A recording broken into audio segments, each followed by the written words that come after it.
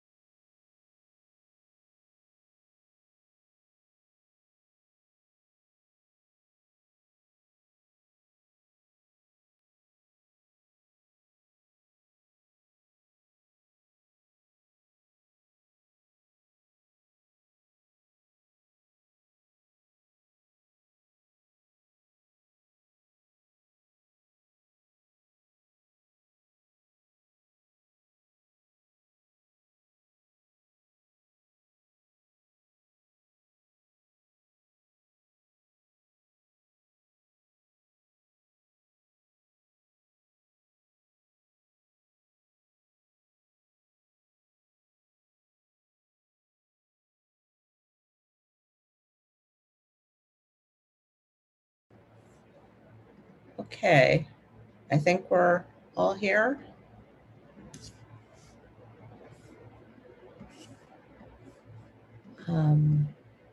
And students, I would just call your attention to a question I asked you in the chat. If somebody would like to answer, that would be awesome. But we'll go ahead and begin this regular business meeting of the Edmonds School District Board of Directors for March 23rd, 2021 is called to order. Can we scroll down? Thank you. Dr. Balderas, would you please administer the land acknowledgement? Yes, President Kilgore, love to. We acknowledge the original inhabitants of this place, the Snohomish people and their successors, the Tulalip tribes, who since time immemorial have taken care of, hunted, fished, and gathered on these lands. We respect their sovereignty, their right to self-determination, and we honor their sacred spiritual connection with the land and water. By acknowledging these homelands, we commit to working with tribal nations to further the education aims they have identified in our classrooms and our schools. Thank you. Thank you. Next, we have our flag salute. I pledge allegiance to the flag of the United States of America and to the republic for which it stands, one nation, under God, indivisible, with liberty and justice for all. Okay. Oh, here we are again. Okay, great. Next, would anyone like to make a motion about the agenda? Move to approve. This is Ann. I'll second it. It's been moved and seconded to approve the agenda for tonight. Is there any discussion? Hearing none, I'll call for a vote. All those in favor of approving tonight's agenda, please indicate by saying aye. Aye. Aye. All those opposed say nay. Any abstentions? And the motion passes. Next, we have our school board minutes for the March 2nd study session and the March 9th business meeting. Is there a motion? I move to approve the minutes from March 2nd and March 9th. I second.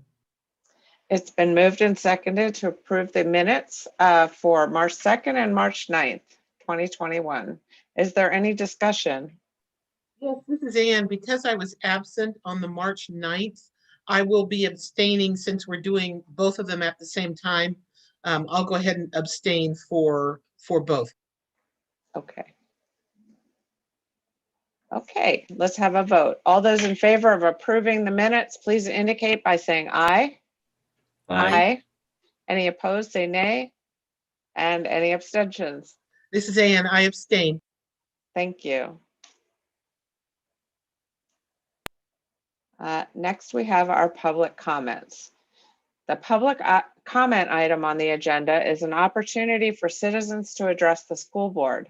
Items brought forward during this portion of the agenda will not be acted upon by the board at this time. Questions may also be referred to the superintendent or staff for examination and later response. And because of COVID-19, we are accepting written comments, and we do have a few tonight. I'd like to go ahead and ask another board member to begin, maybe you can split it with one other. I'm happy to begin, Deborah. Thank you. Okay, so the first one is from Mandy Bergen. The topic is return to school, keeping the same teachers. And she writes, we are concerned that as our daughters return to school at Edmonds Elementary, that they be given the opportunity to stay with their current teacher. In every model we have heard of from neighboring districts, families are given a choice to stay with their same teacher. If their teacher goes in person or stays online, the student can go in person or stay online and remain with that teacher.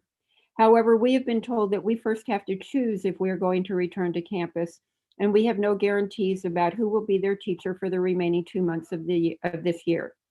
Staying with their same teacher, with whom they have already developed routines and a relationship, is of the utmost importance for us as we make this big decision.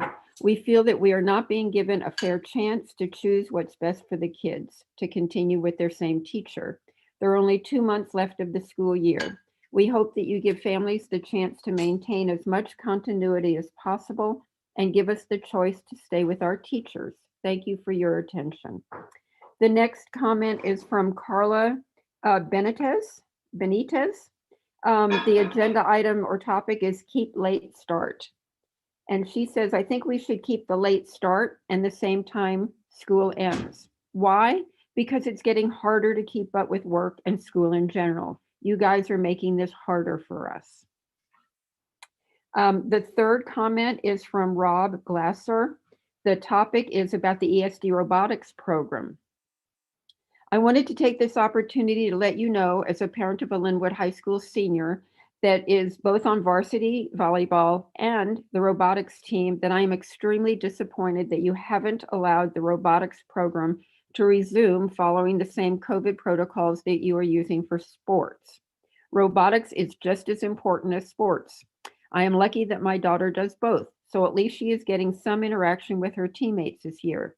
The same can't be said for those students that are not in sports, only robotics or other clubs.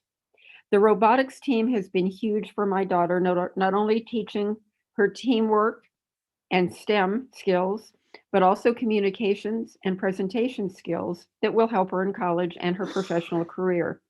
COVID shut down the robotics season just as it was getting started last year, and so far, due to Edmonds School District policies, that has been unable to resume this year. This means these students are missing out on almost 2 years of the program. This is doing a huge disservice to the students in the FIRST robotics program. FIRST is a worldwide organization with thousands of teams, and they have modified their 2021 season to a mostly virtual format, allowing teams to film their work and submit it for judging. School districts locally like Everett and Snohomish have allowed their robotics programs to resume in-person work for this season, along with what appears to be thousands of other districts across the country and the world. Please, I implore you to take some time to look at what the ESD robotics programs are looking to do and give them the access they need to let those kids learn and compete this year. Deadlines to complete their work for the 2021 season are fast approaching, some as early as April 8th. We need action now or the entire season will be lost again. 50% of the Linwood High School robotics team is seniors, including daughter. This is the last chance they get to do this before graduating. Don't make them miss 2 straight years of FIRST robotics. Does someone else want to take the next few? I can do that. Thank you. The next one is from Dorothy Weber on the new hybrid model. I am a secondary teacher in one of the high schools in the district. I have a question regarding the use of time and student workload with stage 4 hybrid schedule for high school. We have double the direct amount of minutes that the students are in front of teachers from the current model to the new model. Should we be assigning double the amount of work? I worry about the student completion rate of assignments if this is the case, in particular for the students who stay remote, who are already struggling under workloads. Next one is from Aaron Grambush on the hybrid schedules. Seeing the schedule for high school, I'm curious how this coincides with the messaging sent out from the district throughout the year to slow down and reduce student workload as students are struggling with remote learning, when at least 40% of the students will be remaining fully remote. Having students on Zoom daily from 7:20 to 1:20 does not seem to be in the best interest of those students who will not be returning to school in person. What training will teachers provide on how to teach in a remote and in-person setting? What does the district anticipate teachers' lessons to look like in this setting with remote and in-person students daily while maintaining public health and safety measures while rotating students who will be in person? Do we know if the school buildings have the tech infrastructure to manage all in-building teachers Zooming daily in the classroom? And the last one is from Zach Rafael Vasquez on the start time of 7:20 a.m. I believe that starting school at 7:20 a.m. would be detrimental to the students' health due to the fact it does not allow room to gain safe 8 hours of sleep. And a lot of students, parentheses, that use district transportation or otherwise, parentheses, would also cause a lot of mental health issues in conjunction with the daily workload of school, part-time jobs, etc. And that concludes the public comments. Thank you. Next, we have our consent agenda. Do I hear a motion? I move to approve. I second it. It's been moved and seconded to approve the consent agenda. Is there any discussion?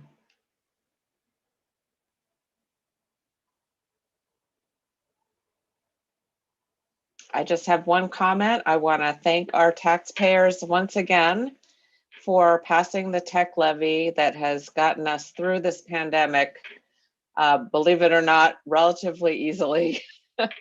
The struggles that some of the other districts in the state we were able to avoid. So thank you again for being committed to our kids. Anything else?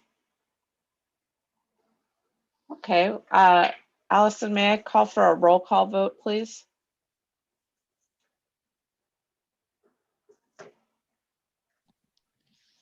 Director This is- McMurray, Aye. Director Noble, Aye. Director Chase, Aye. Director Kadams, Aye. Director Kilbore, Aye, and the consent agenda is approved. Next, we have, keep going. A student presentation, no, yes. Student presentation from Maplewood K through 8, the influence of social constructs. Take it away, Principal Mathis. Unfortunately, I'm not finding Principal Mathis Oh, or her students here attending. okay, are they on the attendees? I don't, No, I've been going through the list. I'm not finding. yeah. Okay, well, that's too bad. I hope we must have had a miscommunication and maybe they'll come in, and if not, hopefully we can reschedule. That's too bad. But I'm looking forward to hearing from them soon. Next, we have a reentry update, our reports, reentry update. Dr. Balderas?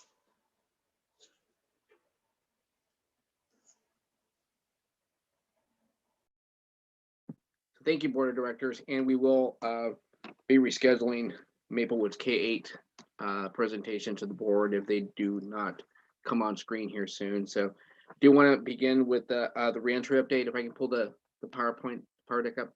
Thank you so much. Can you, next slide, please? Thank you.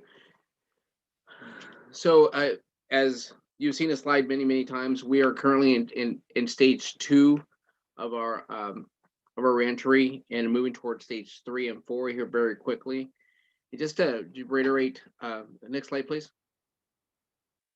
To stage 2, I am going to turn it over to folks a little bit to be able to talk about stage 2 and then move forward. But before we do that, I kind of want to make sure that the community understands that the emergency proclamation that came forward last Friday, they kind of changed the course very quickly in terms of what we were planning on doing.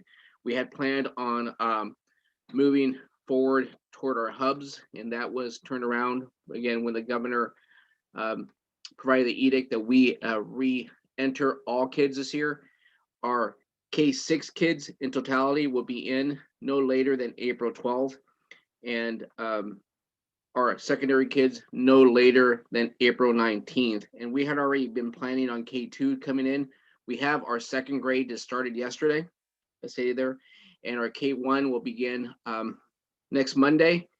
And we did move our kinder students up to March 29th from mid-April to, again, provide an opportunity for us to be able to bring another grade level in and provide these kids some additional instruction. So that's something that we were able to do. I do want to thank EEA, our Teachers Association, that we met with last week to be able to agree to the MOU in quick fashion to meet the governor's edict, because of the fact that this was very, very time sensitive. So just to really appreciate all bargaining teams as we got to this a solution that to best meet the needs of our families and students during this again, very, very quick process that was presented to us.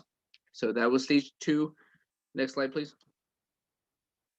Again, as stated, the emergency proclamation that was announced just roughly 10 days ago that provided minimum of 30% of students receiving at least 2 days of their normal school instruction. So this is something that we have to do.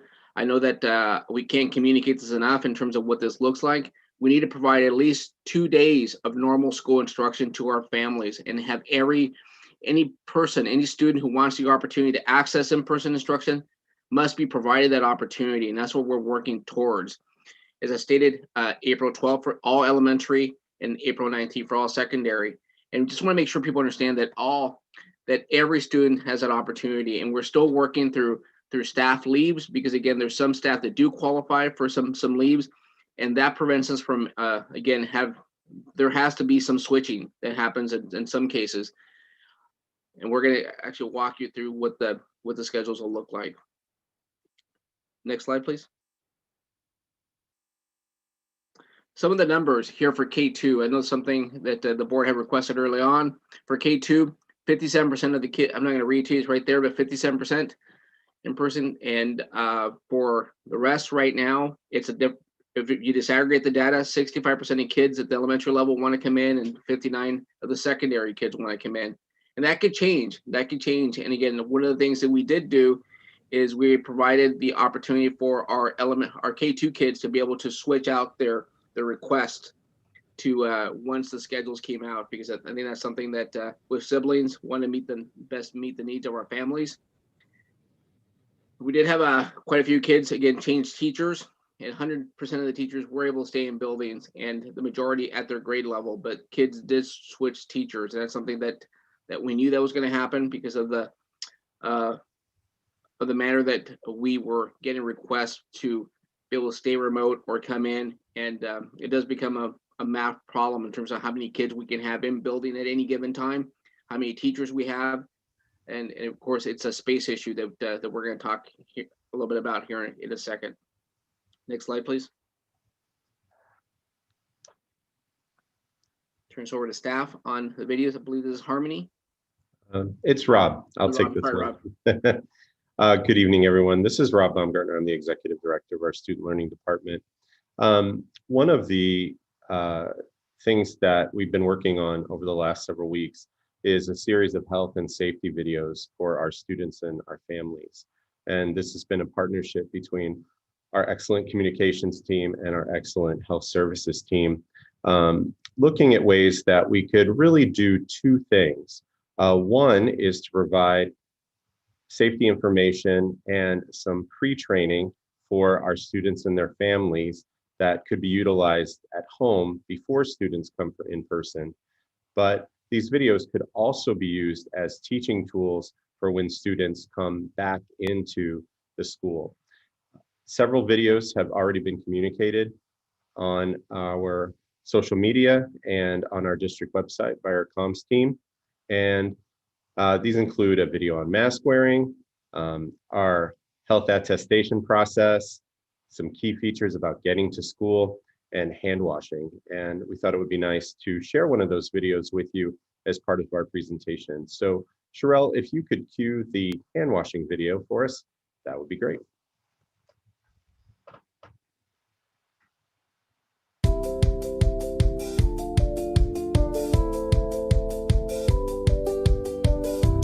One way to stop the spread of germs is to wash your hands.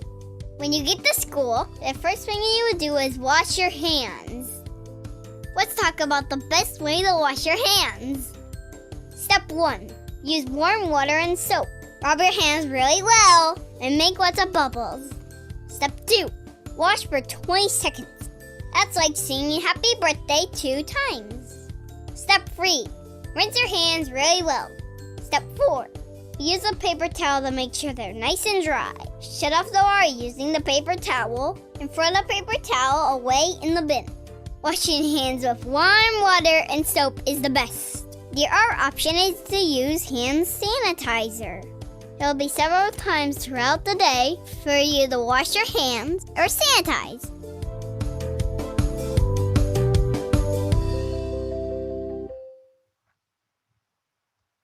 Great, thank you, Sherelle. While he's putting back up the slideshow, one of the things that we heard is feedback from some of our neighbor districts that had opened a little bit sooner than us was that these videos really supported a successful transition. They gave families lots of good information in advance of coming into the school. And so that's our intent as well. We'll have to see how that hand washing video flies with our older kids, but I think it's pretty darn cute. So if I were a high school or middle school teacher, I'd show it and deal with the groans.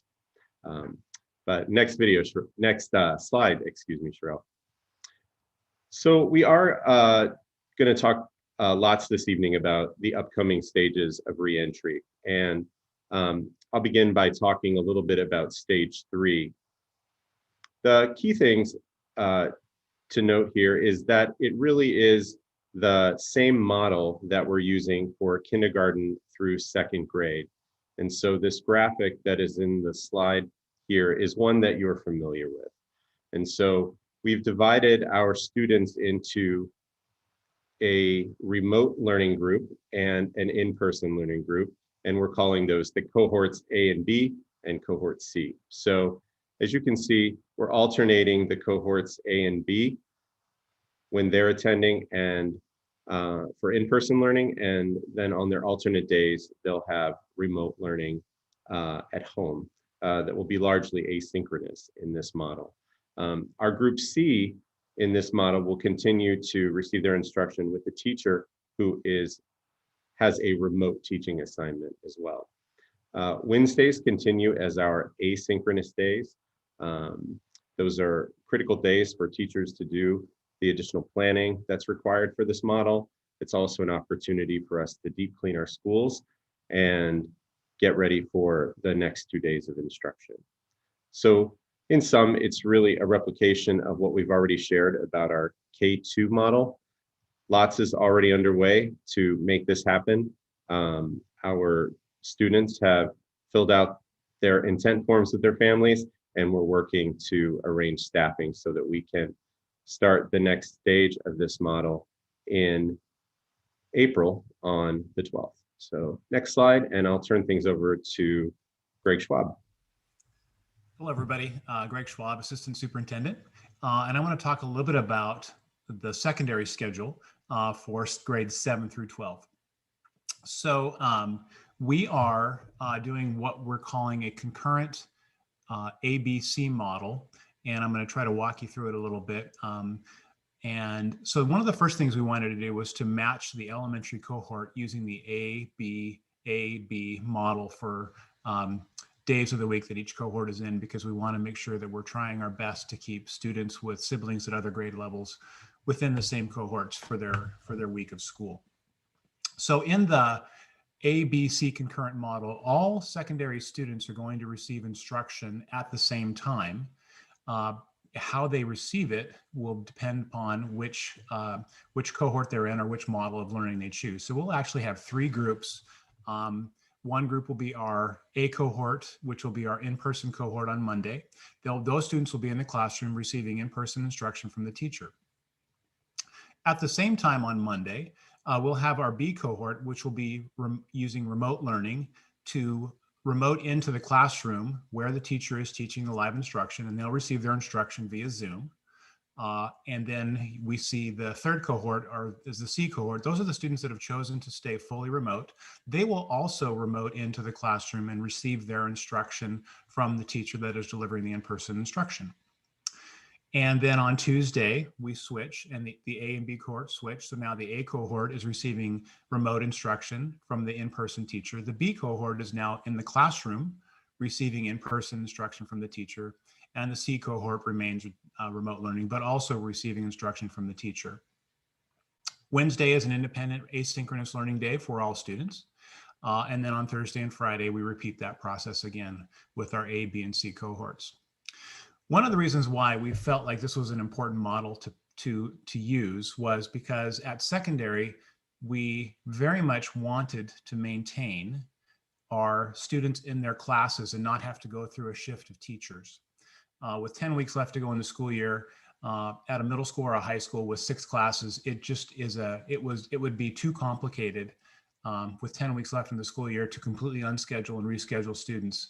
And so we felt like this model allowed us to maintain class configurations, maintain students with their current teachers, and also utilize the technology that we've been using all year to deliver a concurrent model of instruction.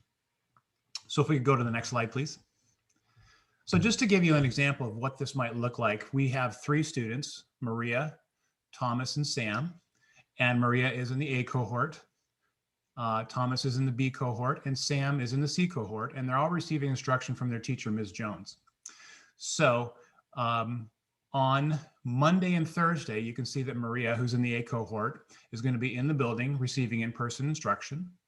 And on Wednesday, she'll be doing independent learning. And then on Tuesday and Friday, she'll be at home receiving remote instruction. Thomas in the B cohort is the reverse of that. He will be at home on Monday and Thursday being taught remotely by Ms. Jones via Zoom, doing independent learning on Wednesday, and on Tuesday and Friday, he will be at school. Sam, who chose to stay fully remote, will be at home all 4 days of the week receiving remote instruction from Ms. Jones. So again, this is really a way that we felt like we could maintain the integrity of our classes and keep our students with their teachers and not upset the master schedule for the balance of the remaining days and weeks of the school year. And so with that, I think I have one more slide just to talk about before I move on. So we go to the next slide, please.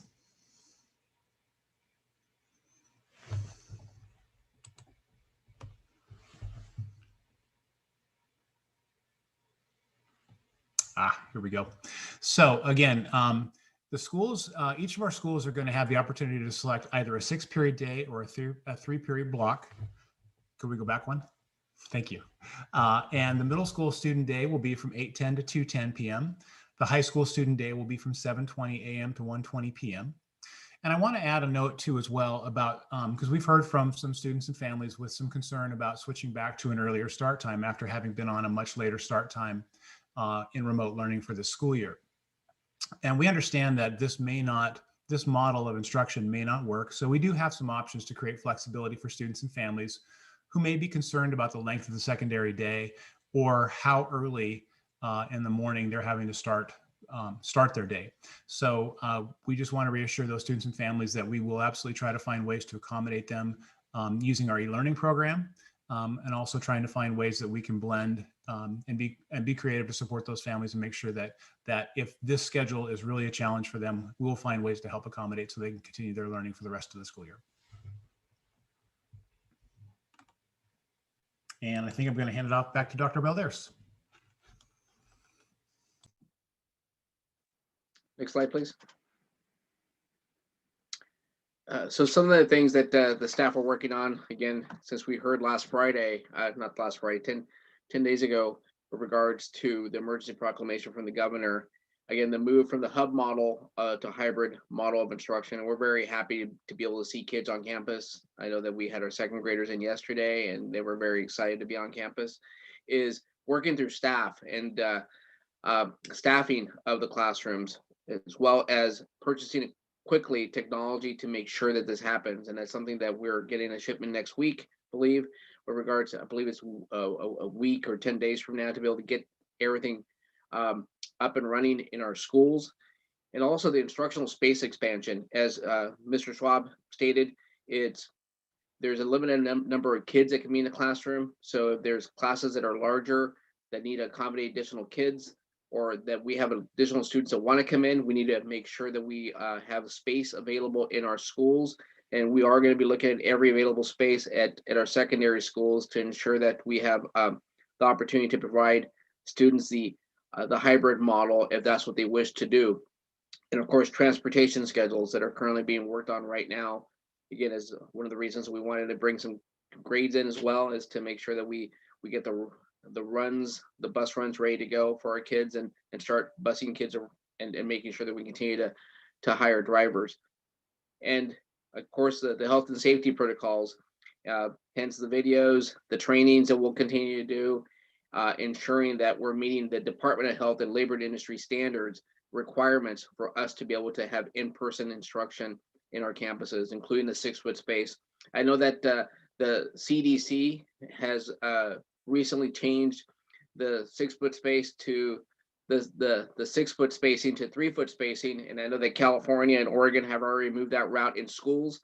And that for us would be a game changer if we could have that here this spring to be able to allow more kids to be on campus. So I hope that this state moves that way to ensure that we can provide as many kids that want to have the opportunity to come into a classroom, the opportunity to do so in their classroom space and not an alternative space if we do get a lot of requests. So this is something that we are working towards. I know staff are working on every one of these elements right now, and this is something that's pressing as we get more students in, not just next Monday, which is again the kindergarten first grade, but to meet the proclamation, the edict that by the 12th all elementary and by the 19th all secondary kids are able to have that opportunity to come into a hybrid model of instruction, to have at least 2 days of instruction. That's going to be mandatory. So these are things that we will be working on, we have been working on and will continue to work on to ensure that we meet that edict. And I'll be very frank, this is something that staff we know that it won't be perfect. We know it won't be perfect, but we'll have kids in school. And I know that everybody is working hard to meet the timeline. So I want to make sure people understand it's been a very roller coaster ride this year. I remember back when I first started in district 9 months ago, that the first 2 weeks we were going to be in hybrid in the fall. We were working toward hybrid. I remember meeting with Dr. Baumgartner. I think we had 21 teams working on different models and on all sorts of things. And Dr. Schwab was working on that as well. And it quickly shifted to full remote, and then quickly shifted again to bringing some kids in and then having a hub model to now this. So I really appreciate the flexibility and the resilience of our educators, and really appreciate the resilience and flexibility of our community and our kids, because this is something that no one signed up to do this. This is something we're doing, and it's we're flying the plane and building it at the same time. And this is gonna be bumpy, but we will do this. And we have a lot of outstanding staff everywhere, and we are excited to be able to have this opportunity to have kids back. Next slide, please. Good evening, everyone. Dana Gaislin, Assistant Superintendent. To Dr. Balderas' point, one of the mitigating strategies for health and safety that we use is our attestations, and we've talked about that before. All staff that are on site, well, actually all staff fill out a daily attestation, and then our students are given the opportunity to fill out an attestation daily also. We have some recent communication this week that only if they're going to be on site do they need to complete the attestation. Students could be on site for a variety of reasons. Of course, the in-person learning and the hybrid model, but they could also be on site for testing, for an assessment of sorts, or for activities or athletics. So they will have a attestation mailed to them every day through Qualtrics. So thank you to our technology department for all of their hard work on that. We have shared an attestation video, one of the videos that Rob was talking about with families. We do this digitally every day. It's also important because if we do have to do some contact tracing, if there is a positive case, if there's, all of those pieces, we know where people are and what spaces in the building they're in. So that is one of the requirements from the DOH to be open in person. One piece on the last part of this is that it is sent to Guardian 1 in Skyward. We don't really know another way around that, but we are getting that out and we're working out any glitches that we had in the system. So that's the nice part about a little bit of a slower start is we get some of these things worked out as we work to have more kids in person. Next slide. Some of the mental health supports that we have available. We know that right now, some of our most critical work is the social emotional learning and the social emotional supports for our students. So we are continuing to work with our, through professional development and supports to our staff to follow the psychological first aid model. And it's really that critical piece of always having a warm welcome with students, whether it be through a remote setting or an in-person setting, relevant instruction with connections to that student voice and listening to our kids, and then that optimistic closure. I think we've talked about psychological first aid, and it's something that we worked on with our entire staff. We started with our administrators this summer and have rolled it out as the year has progressed. Classroom activities that are being provided to teachers through our student learning department. We have talked about, I think at the last board meeting, the Panorama SEL screeners and the building's follow-up plans for each of those and that data they received from their screeners that they did of students. Continued referrals to mental health counselor partners. And then we talked just a little bit about Care Solace, I think maybe 2 board meetings ago. Care Solace is a mental health referral warm handoff. It's a mental health concierge that we are contracting with through some Title IV funds. It provides families with a linkage and follow-up to mental health services, taking into account their needs and their ability to pay and the time that they have. The follow-up with families happens afterward, also to ensure that the connection was made and make arrangements if it wasn't, and it helps the school provider know that services are happening. I don't think we can do too much on the mental health side of things right now. Our administrators, our school psychologists, our counselors, our student intervention coordinators, and our student support advocates, or SSAs, have all received information and training around this, and our next steps are to get the information out to our families. We're really excited about this partnership and this resource for our students.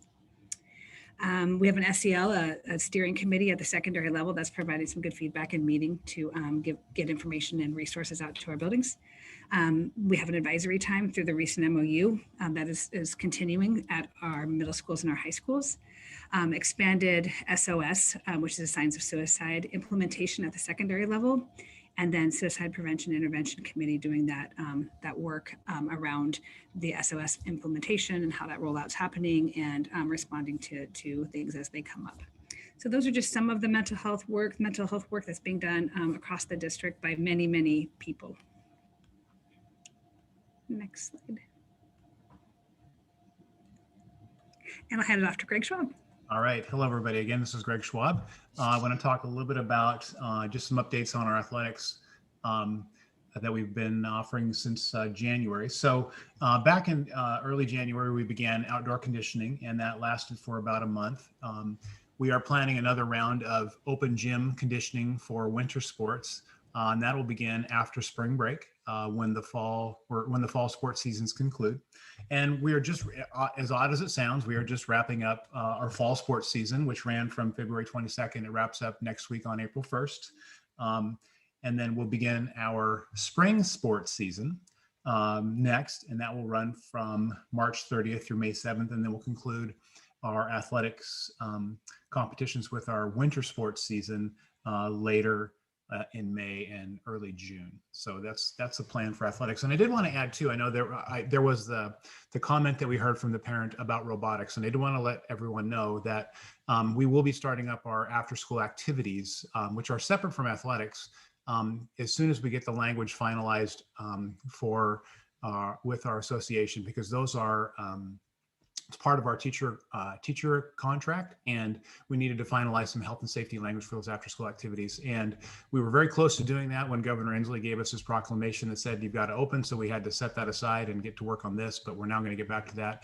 And I expect we'll have that language in place very quickly this week, so we can get those activities like robotics and other clubs, like there's a Student Saving Salmon Club at Edmonds Woodway and several other clubs across our district that we want to get back started as well. So those will be coming very quickly. The other thing I wanted to talk about, if we could go to the next slide, was just to give you all a quick update on a very important milestone marker for our seniors, and that's our graduation ceremonies. So we received guidance this week. We were waiting for it, and we finally got it from the Department of Health that will allow us to do an outdoor graduation ceremony under the phase 3 opening guidelines of Governor Inslee's plans for reopening in the Department of Health. But because there are some limitations on the maximum number of people that we can have at the ceremony at any one time, we think we're going to need to consider hosting individual school graduation ceremonies in stages to allow for maximum capacity limits. So we're working on this plan right now, but our plan is to do outdoor graduation ceremonies, more normal ceremonies than we did last year with the drive-through virtual ceremonies that were all videotaped.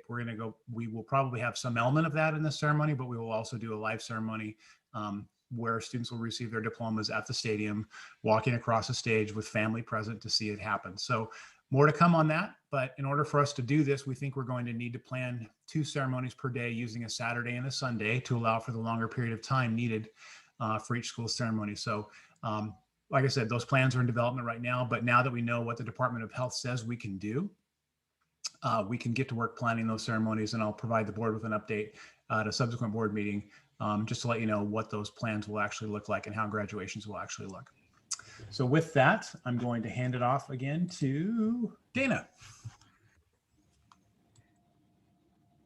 Next slide. All right, just a little bit more. We're really excited about how many vaccines have been made available to educators. And since the table of vaccine eligibility got moved up and educators were included in that, we have had, I think it was last week that Superintendent Reichdahl reported that 70% of Washington educators had at least 1 or more doses, which is really exciting. We've had 18, our comms department has done an incredible job of reaching out. We've had 18 staff communications since it was announced that educators were moved into that stage. Even last week, it was 4,000 local doses that we put out and were available for anybody who qualified in that stage. A second piece is this on-site testing partnership that we are working on. It's provided through Washington Department of Health, and it's through the Common Health Project and some federal funds that have been earmarked for that. And what it is a program to support in-school COVID-19 testing. It would of course be with parent or guardian permission. And staff could be tested as well. So what it provides is if someone is showing symptoms and then on the school site, they could get tested before they leave and get results within 48 hours, but it's reported to me that it's usually a little bit quicker than that. And that prevents someone from having symptoms and then having to go then to a clinic or something and having to stop somewhere else. They would have the test done and then they would have the results, and that just to help stop the spread, somebody being in more spaces. So we're excited about that, and we're meeting with them soon. And then more to come. It would be at each one of our school sites that is open would have that testing capacity, and it wouldn't have to be a medical health provider that does the actual testing. So we'll keep you posted on that as we work through that partnership. And next slide. I know we're going through a lot of slides with the board. Are there questions the board? We have a few more. I know we expanded our reentry to just include more information. Are there board questions or comments? I have a question. It's more of a clarification. I want to make sure the public understands the difference between the model that was being shown for elementary and the model that's being shown for secondary. In terms of, there was a picture of a computer that at elementary was labeled distance learning, and at secondary is labeled remote learning.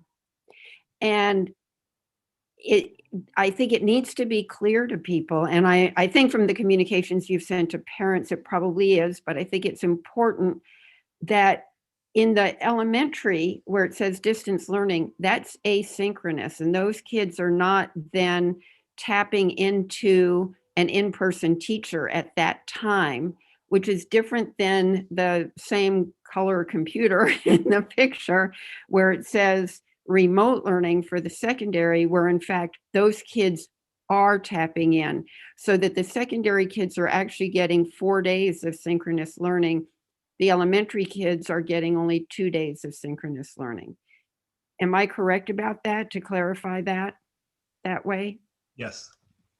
Okay. Yes. So I think in the graphics that you have, it might be helpful if that were more clear, because the phrase distance learning versus remote, for most people, that sort of means the same thing.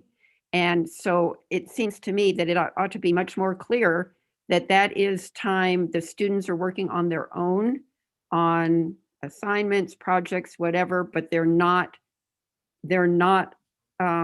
working with a teacher at that time. So thank you for that feedback, Director Kadams. I would agree that we need to ensure that we have clear definitions for our community, so it's very crystal clear for people. So thank you. Thank you. Hi, my name is Isabel and I go to Edmonds Woodway High School. I'm curious as to how teachers are teaching like the remote students and the in-person students at the same time. Like, how exactly does that work? Well, you're asking a question that is really kind of how is a hypothetical going to be implemented, right? This is new territory. There are some models that exist out there at the college level where they've done a concurrent model where students are remote and in person, but it's fairly new territory for our high school system. There are some systems around the country that have used this model for several months now, and it looks a few different ways. The way that it will look in our system is really going to be a lot at the discretion of the teacher and the needs of students. And so it will look a lot of different ways depending on the type of class and probably the configuration of students and their needs. But to give an example, if we were thinking about a lab science class, this is one that has come up many times, is kind of hard to get one's head around because the in-person experience could be very experiential, right? We could have an investigation that we ask students to complete in class and collect data and all of those things. But how is that going to look for a student that's fully remote?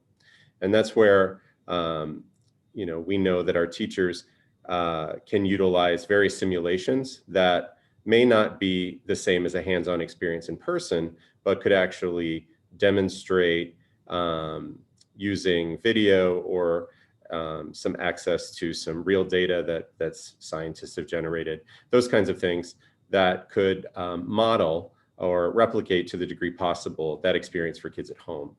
And so there's that. We had thought about this as in terms of delivering the lesson as, that the teacher would focus on the students that were in person and the students at home would sort of get a live feed.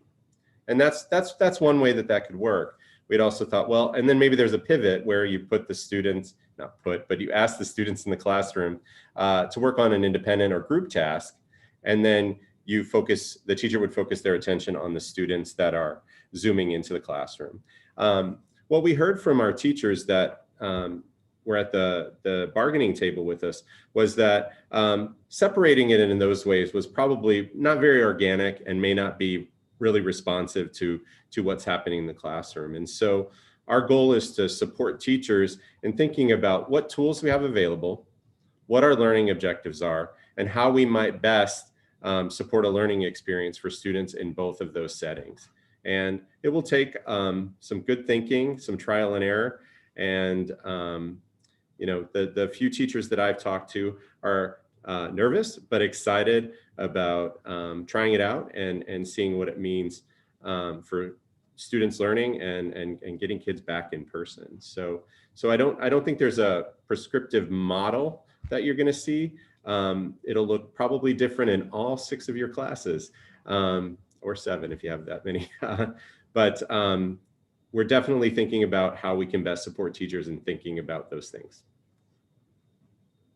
Thank you. Hi, I'm Sorelia. I also had another question. So if kids do the hybrid model and they don't like see themselves like learning as well, if that's the case, or like they're struggling even more in person, could they opt out at any time and go back to fully remote? Or if they do hybrid, they have to stick with it for the rest of the quarter? You know, it's actually that's actually an easy thing for a student to do, to switch from in-person to remote. So that certainly a student could make that choice if they wanted to go back to a fully remote option. It's a little more tricky if we have a student that starts out the year fully remote and then wants to come in person after we've made our staffing decisions, but we'll make that work as well. But to answer your question, yes, you could switch back if it wasn't working for you in person. Thank you.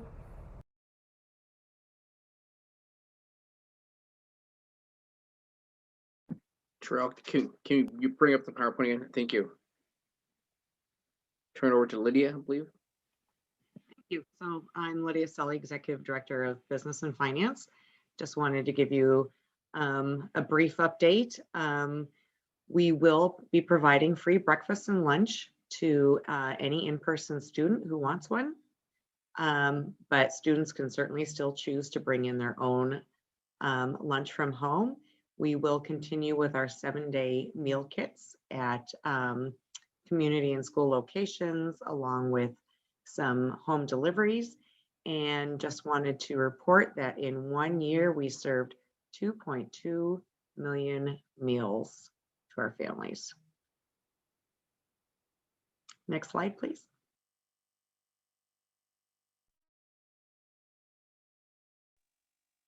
Going to turn it over to Dr. Helen.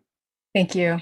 Good evening, everyone. My name is Helen Jung, Assistant Superintendent, and I just have a few childcare updates. We wanted to ensure that childcare would not be a barrier to accessing remote or hybrid learning. So we have before and after school care provided by Right at School, YMCA Kids Crew, and Boys and Girls Club in Edmonds.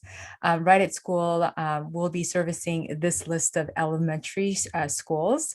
So please reach out to them if you are interested in before and after school childcare.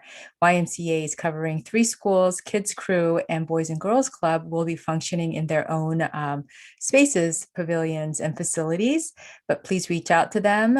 If you have needs concerning financial support for childcare and whatnot, they will be more than happy to make childcare possible for you. So please reach out to the individual childcare providers. Full day care is also available at the YMCA, provided by YMCA at former Woodway Elementary School, all 5 days per week.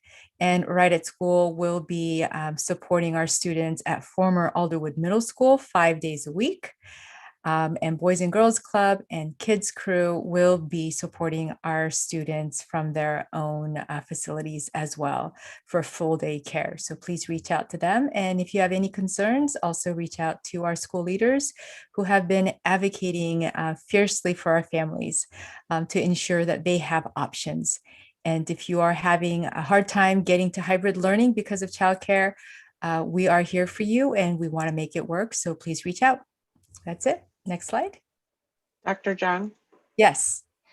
Does this mean that a child who's in hybrid, say when they're at Seaview, they would go to after school childcare, and then on their off days, they could have the option to go to, say, the former Woodway Elementary for that, or yes, something like that. So they would piece things together.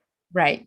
And we wanted Okay. to make sure that we had space available, and using our former elementary and middle school was the best option.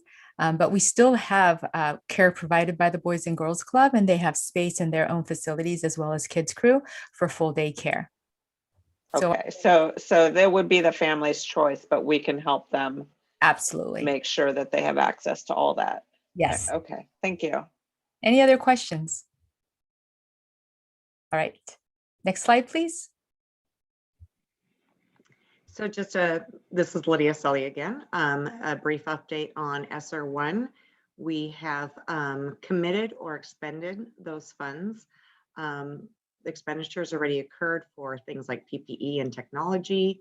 And then we've committed just a small portion of our enrollment shortfall through August. And then just a reminder, ESSER is pretty wide open. They want us really to focus on getting kids back in school, making sure that we're supporting those students. ESSER 2 increases our ability to provide summer learning activities, assessments, and things to mitigate some of the learning loss. Just to point out that OSPI said ESSER, while it's very helpful, it's not an ongoing program to support long-term expenses. So they really want us to focus on one-time costs and immediate needs, because there is no expectation that the state will backfill or the federal government will continue to provide additional ESSER funds. Next slide, please. So just a reminder that ESSER funds are based on Title I, which is based on a district's poverty. We probably fall in the middle of the pack at just over $1,500 per student. And just wanted to point out that there are quite a bit of disparities in the state because of the poverty. It's independent of district size as opposed to income levels within the district. ESSER 2 has just been appropriated by the legislature, so they have authorized us to apply for ESSER 2. We have begun spending ESSER 2 we've talked about some of our technology needs, continuing to provide health room assistance for COVID monitoring. And then the big disappointment is that there was another bill in the legislature that talked about how we were going to possibly be backfilled on transportation, or at least up to 70% of our original allocation. And then when the ESSER funds were known by the federal government, the state determined that with all these federal funds, they were no longer going to backfill transportation or enrollment shortfalls this year. And the transportation bill clearly states that you must use ESSER funds to backfill your transportation losses. There had originally been kind of a safety net, but even that safety net couldn't be accessed until you utilized your ESSER funds. So originally, in 1920, we received over $15 million in transportation funding. We were already coming in with an expected $1.6 million loss this year before the full nature of the pandemic was known. So they reduced us to 13.7. And then in February, we received our allocation, our actual allocation for 2021, and it was reduced to 4.2 million. So we have made reductions in transportation expenditures, but we do anticipate that we will have a shortfall that will need to be made up with these ESSER 2 funds. Also, still, the legislature is still in session and discussing how they are going to fund 21-22 transportation because the model states that part of the 21-22 allocation is based on some ridership and some expenditures from 2021, which of course we are not fully in school. So ESSER 2 we will be applying for soon. And again, transportation, continued technology, continued personal protective equipment and other safety mitigations and summer activities. ESSER 3, we've just received word that there is an ESSER 3 and they're estimating it at $20 million. 20% must be set aside for learning loss.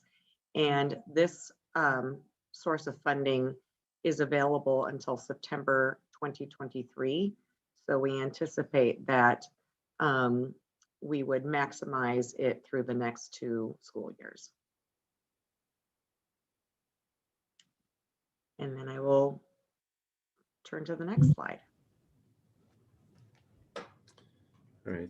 This is Lydia, this is Nancy. Sure. I have a question. If we could go back one slide, where you say ESSER 3 is estimated at 20.2 million, is that for our district or is that for the state? For us. Okay, great. Yes. Thank you. Mm-hmm.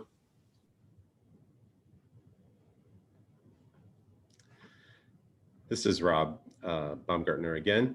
I'm going to talk a little bit about our summer programming and recovery ed planning processes.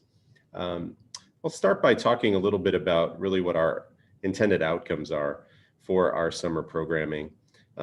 Definitely we want to address learning loss using research-based best practices. We know that we need to have a robust program for providing opportunities for high school credit retrieval and recovery. We also want to support students' mental and physical health, and knowing that many of our students will still not have been in one of our school buildings for over a year. We want to see how we can utilize summer activities to support that transition back to the schoolhouse. And a big focus of our programming will be on those students that are really the furthest from educational justice, those students that have really experienced a lot of barriers to those opportunities for learning. And we'll be using a lot of data and assessment and teacher input to determine who are those students that would most benefit from a summer program to address some learning needs. We really want to approach that in the most enriching and engaging experience ways that we can. We know that there will be a high demand for summer programming, and our hope is to offer a continuum of options for families. There may be some families that want a very small amount of summer learning support. And as an example, we might be able to keep a tool like iReady Reading and Math available through the summer so that students and families could work on that in the ways that best fit for their schedules and their capacity through the summer. On the other end of the continuum, we hope to have in-person programming for our students that would benefit most. And ideally, we'd have that at as many sites as we could. And it would not only include a rich learning experience, but some opportunities for enrichment and also some social and emotional and physical health support. And of course, we'd want to include food service in whatever ways that we can. Our hope there is to have both an elementary and a middle school model. Some key planning things that are important that our directors and our community know about.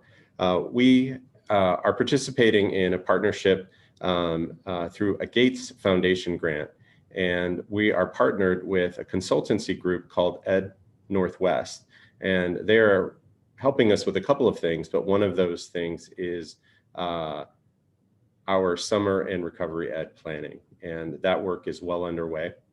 Forgive the acronym on here, but SRE, Summer Recovery Ed team, we're meeting bi-weekly now and really moving past some of the high-level concepts into some of the real details of planning for summer, which include staffing, which is worth elaborating on. We know that while we have lots of needs to be served through the summer, we also want to be thinking about our staffing needs. And it's been a challenging year for all of our educators.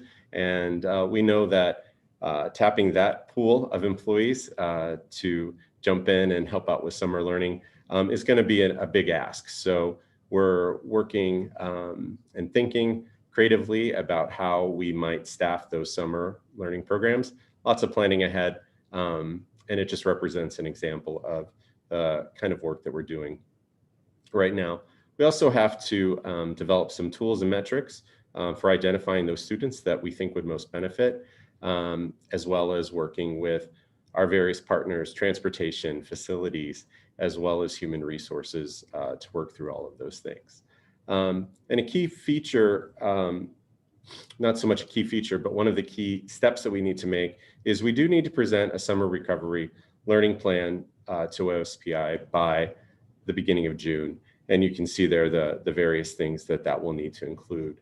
That's work that's well underway, and our goal is to have that plan well developed and ready to communicate to all of our stakeholders as soon as possible. So, and I think I'm turning it back over to Dr. Balderas. Next slide, Sherelle. Thank you. And this has been a longer than usual presentation, but wanted to make sure that the board and listening audience and people on were able to understand our reentry. For fall, just to be perfectly clear, that we expect to have our kids on campus this fall in one format or another, depending on Department of Health and Labor and Industry limitations. And we hope that in the fall, if not this spring, that we're able to get to that 3-foot spacing to ensure that we have more of our students back in school. And again, this has to do with vax.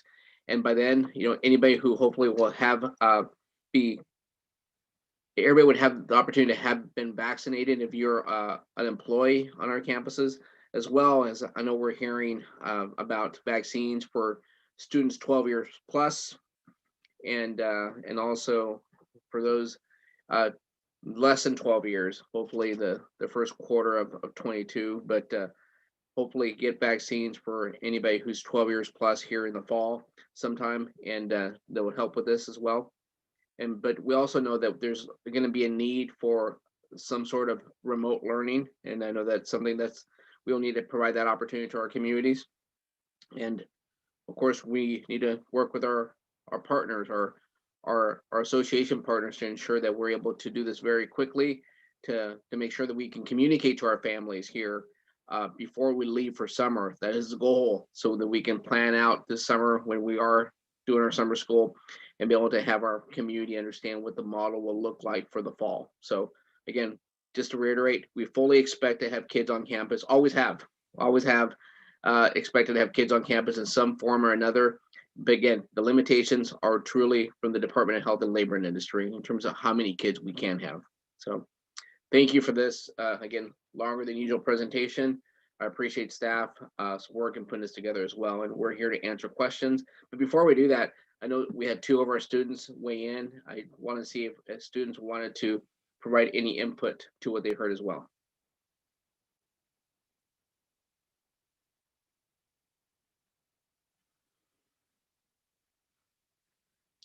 If not, I'll turn it over to President Kilgore for any questions from the board.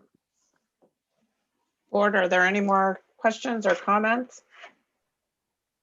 This is Nancy. I just want to say thank you to everyone who sat on the bargaining team from both the district and EEA for moving so quickly and so reasonably to get to where we are so that we can make this happen, and to all the district staff here and across the whole administration, wherever you're working from. because the implementation we know is really hard and you're making it happen. And so there's so many pieces and parts, and we really appreciate all the hard work everybody is doing during this really fast pivot.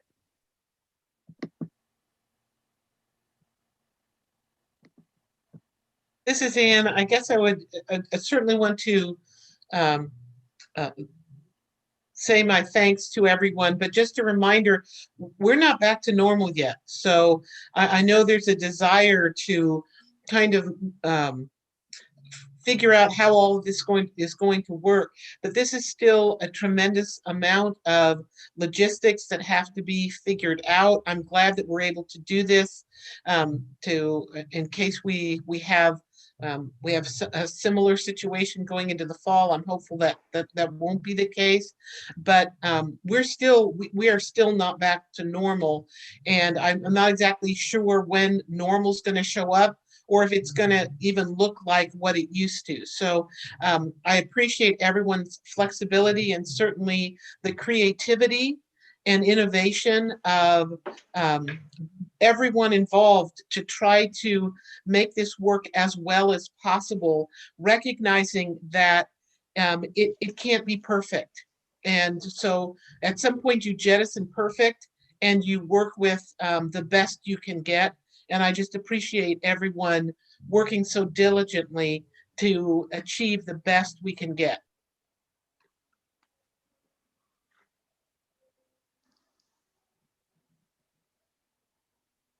So thank you for that, Director McMurray, and I couldn't agree with you more. And thank you for the comments, board. And to reiterate, there will be bumps. There will be bumps, and but we're excited to have kids back on campus. Again, excited to have kids back on campus yesterday, our second graders. But there will be bumps, but we will get through this. Again, we have a resilient staff, a hardworking staff at the building level, at the district office level, and again, we're do the best we can to ensure that we provide the best educational experience for the kids this spring. So thank you. Okay, thank you. And I understand that Maplewood is on the call now, so I'm going to turn it over to Principal Mathis. Good evening. Thank you so much for welcoming us. And I invite our teacher, Ruth Brick, and our student speakers to please turn on their cameras and unmute.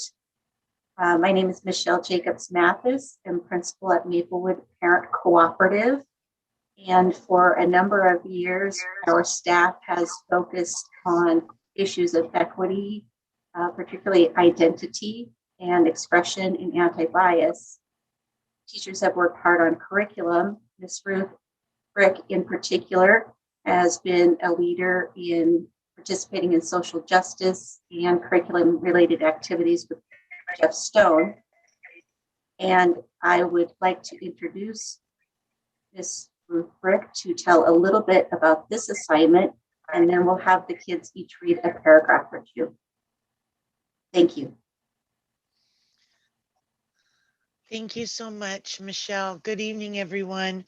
I'm sorry that there were some issues at the beginning of the meeting about when we were supposed to present, but I'm actually glad that we had the opportunity to listen, because we have been faced with so much in this past year plus, and I'm really happy to be here to present the children, the kids, the students, because it's so positive. And even with everything we've faced, even the kids that have struggled the most, I've seen improvement, great improvement in their writing.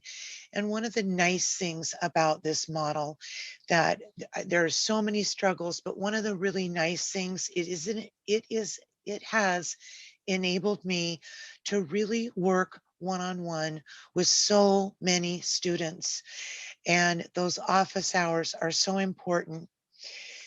And as Mrs. Mathis mentioned, with the current state of our nation and things that seem to have come up last spring and are continuing to happen, I'm really proud. This is over 20 years now that I've been with the Edmonds School District, and I'm proud that we've been a leader and focused on equity. This unit of study was created to support that, as well as to teach the importance of using a variety of voices, perspectives, and modes. We used sources, we used picture books by Jacqueline Woodson. We took excerpts from young adult fiction. We took short stories from the We Need Diverse books. We took a clip from an LGBTQ character from the television program Glee. And we used an excerpt from Lebanese philosophical author Amin Maalouf in his work In the Name of Identity. Students were then asked to address how social constructs affect us as a society. So in their writing, as well as showing the mastery of the complexities of formal writing, and I just have to remind you, these are 12 and 13-year-olds. They have demonstrated not only their understanding of the real world issues, but they are looking to the future to solve them. Thank you so much for providing them an audience. I feel like they have earned it. And I wish that we could spend an entire evening and you could listen to these amazing kids, because it was very hard to pick just 4. But here are Kylie Richards, Vivian Martin, Kyler O'Brien, and Evan Cole. Kylie, you go ahead and start us off. And I'm going to remind you guys, don't forget to unmute. As a society, we are influenced by the social constructs that have been placed on us. We can see it in our everyday lives and through the media.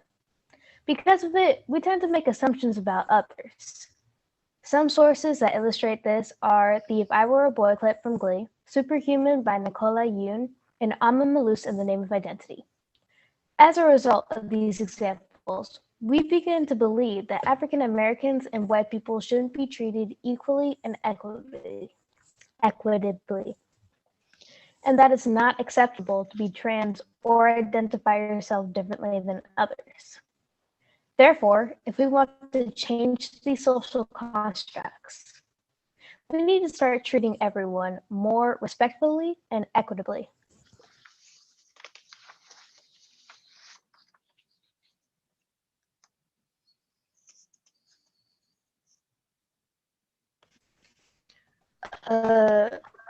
Do I continue or? Thank Yeah, you, Vivian, you Kylie. go ahead. That would be, maybe another paragraph would be great. One social construct that needs to be addressed is that some people think that it's unacceptable to identify yourself differently than others or to be trans.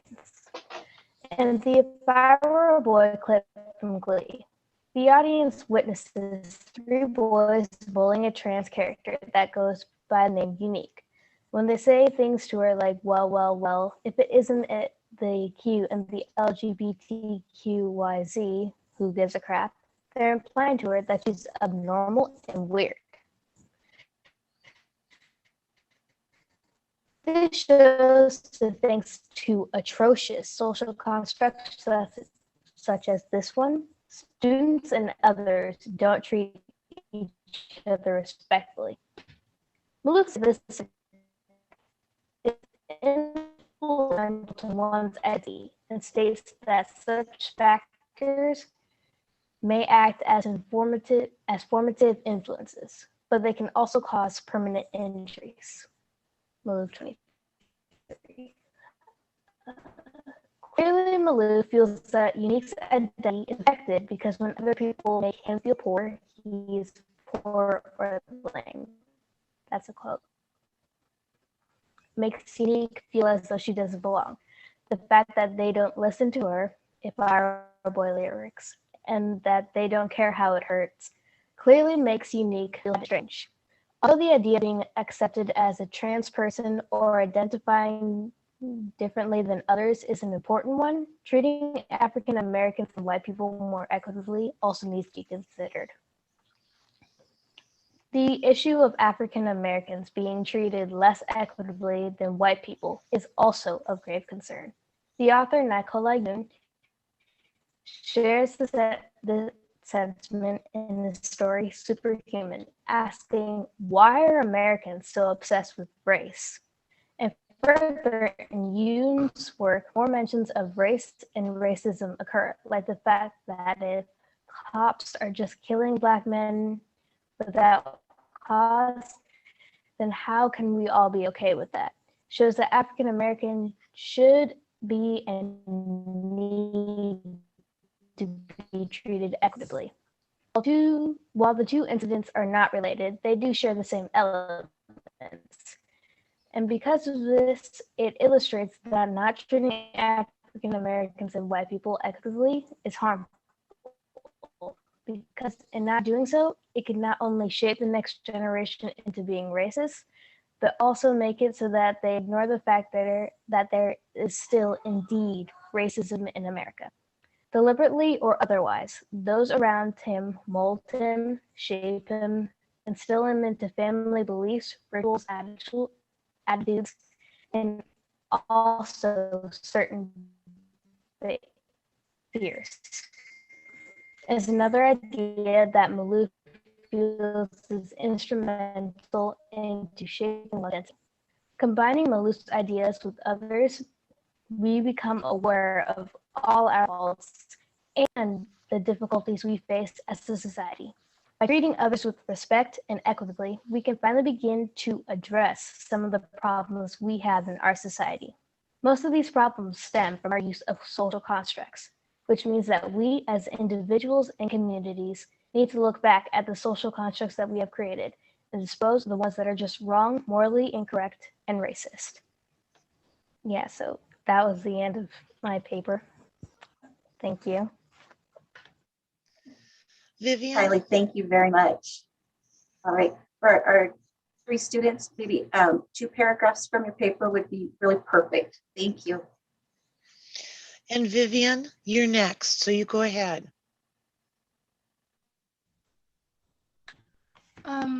One group of people affected by social constructs are the Black and Indigenous people of color, the BIPOC community, who are often treated differently because of their skin color. X, who is a Black male, was shot by a police officer. Because of the social construct that Black people are inherently bad, X was shot by someone who is supposed to be just and unbiased. This is not an uncommon occurrence, as awful as it is. There have been many occurrences of Black people being assumed to be criminals with little to no evidence or reason other than their race. Recently, the Black Lives Matter movement has been getting more attention after the death of George Floyd, who is another Black male treated with extreme violence by a police officer. It has brought to light the cases of other Black people treated similarly, and has made many people realize that this is not a singular case and that this is a real bias in law enforcement, stemming from the long-lasting social construct of or BIPOC people being less than or bad. When X makes his first appearance as a superhero, the public's reaction is mainly centered around his race. In the story, it almost seems like the fact that X is Black is more shocking than him having superpowers. This brings up the question, would the public react differently to a white superhero? In Yoon's world, at least, the answer would most likely be yes. For instance, in the story, she writes, the Los Angeles Times headline the day after he saved her read, Black Superman saves girl. This suggests that, in the eyes of the public, he has 2 defining traits, his superpowers and being Black. This is implying that Superman has to be white because X's race is emphasized, being the first word of the headline of a major news outlet, and is seen as the one thing making him different and other than Superman. If X was white, or at least assumed to be white, there would most likely be more focus on what his superpowers are, how he got them, and where he is from, not on his race. And that would be just one example of how Black people are treated differently because of their skin color. However, this is only one social construct, and there are many others.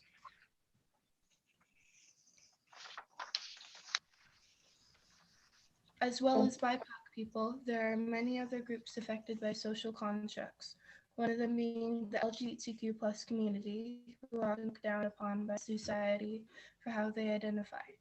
Unique is transgender and is bullied for it by several boys who refuse to call her by her preferred pronouns and mock her for dressing outside her biological gender. This is a direct consequence of the social construct that gender and identity are limited to male and female. And since Unique believes and identifies differently than that, she is treated with cruelty that she does not deserve. No one deserves to be treated with such unkindness for being different, yet this is so common. In the words on the move, by their words and by their looks, other people will make him feel he is poor or lame, short or lanky, swarthy or too fair, or an orphan. These innumerable differences, major and minor, that define every personality and shape each individual's behavior, opinions, fears, and ambitions. People who are LGBTQ+ are often treated with prejudice and unkindness, simply because the way they love or identify looks differently from the projected normal.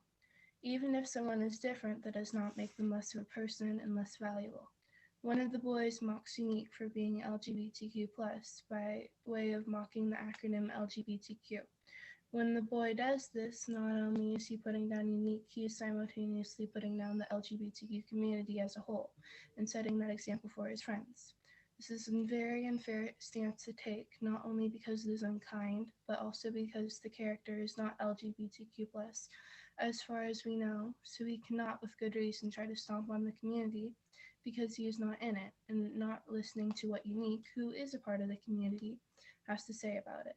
So in conclusion, the LGBTQ+ community is often treated as less than people outside of that community, which is something that needs to stop. Thank you, Vivian. Kyler, you are next. The views of society have made us accept things as normal and caused us to see some things as different. An example of this is in the book The Day You Begin. The character Angelina is seen as different because she is from a different part of the world, where she stayed at home all summer with her sister instead of traveling like all of her other classmates. She also ate different food than everyone else, and because of these things, Angelina was seen as different. This piece of evidence shows that due to where someone is from or what they can be seen as different. This could prove to be a problem because it means that all the people moving into the country will have to change their culture in order to be accepted. In the show Glee, the character Unique has trouble being seen as normal because she feels like a girl even though she is a boy. She ends up being pushed around by bullies that try to change her identity. In Maloof's words, deliberately or otherwise, those around him mold him, shape him, instill him into his family beliefs, rituals, attitudes, also certain fears, aspirations, prejudice, and grudges, not forgetting various feelings of affiliation and non-affiliation, belonging and non-belonging. From Maloof's words, we can see the idea that people around you influence your identity.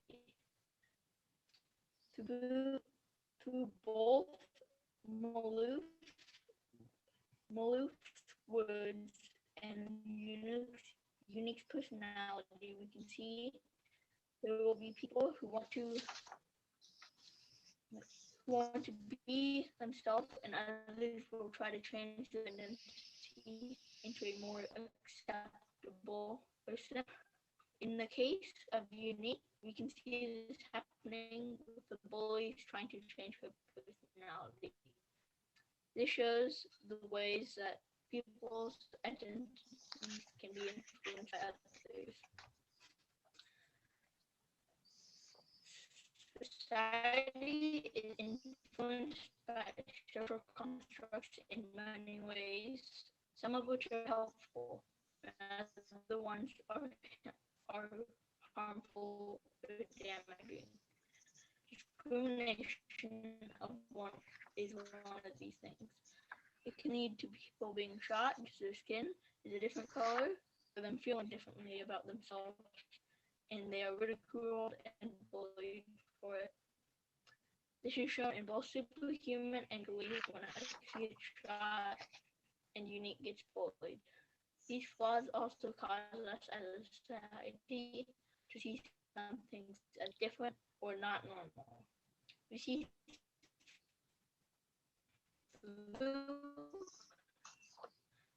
most words about changing others' identities to normal, and also in Woodson's book about Angelina being seen as different by her classmates. The path we are sending our current society down is one of oppression and separation. If we do not turn off this path before it's too late, we might not be able to change things and will always be living in an unfair society. Thank you, Kyler. Evan, would you please finish up for us?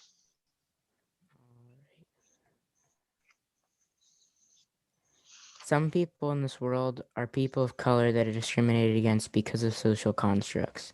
In Superhuman by Nicola Yoon, X gets shot by a cop when he's not a superhero. Appearances can make people believe some people are bad because they're connected to some social constructs that makes the population think that way, like the character being African American. Maloof says, and soon at home, at school, and in the next street, he will suffer his first knocks. X suffers a big knock in this instance when he gets shot and realizes people also think of him that not just as a superhero, but also as a person who's color or who has done something bad, even if he hasn't done anything bad. Maloof says that people try and influence you by excluding you. X is being excluded by the police officer that shot him. He's being excluded from the white population and the officers being racist. X realizes that the world is not always kind to people of color and there's a big problem with humanity. People of color are not the only ones affected by social constructs. People are also made to seem outside of normal due to social constructs. These social constructs have an impact on some people's lives, and it's not a good thing. People in this world who are people of color are discriminated against because of social constructs, and that'll make them feel excluded and pushed away from the rest of the population. And some people are seen outside of normal due to social constructs, and that can harm their lives, making them feel left out and left behind. We all deserve to be treated as normal and equal, not pushed away, discriminated against, and excluded. We need to make a change to make everyone feel equal, and we need to take part. We need everyone to take part in realizing that we are the ones who have to make the change. Thank you. Thanks, you guys. You did a great job. Thank you all. Very proud moment. This was really wonderful. Thank you so much for sharing with us. Board, do we have any comments or questions for the students?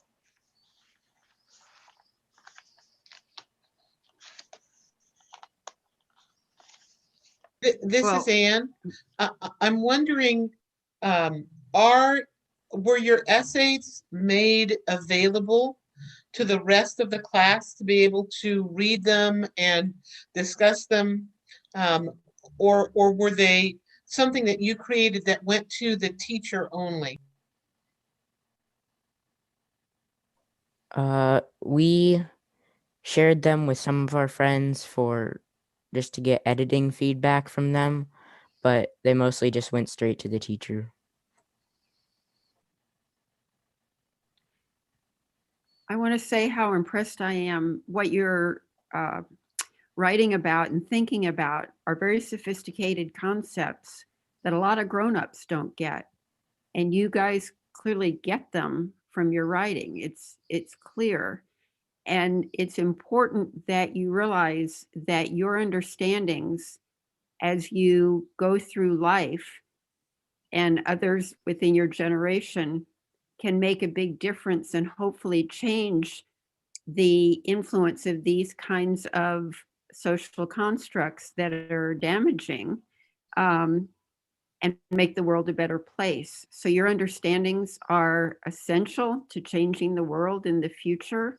And it's amazing and gratifying and wonderful to hear our students like you write about them and show your understanding. And I encourage you to share these with your friends and your parents and everybody else. And when you see people using social constructs in your life in a damaging way, be good for you to point it out if you can in a safe way.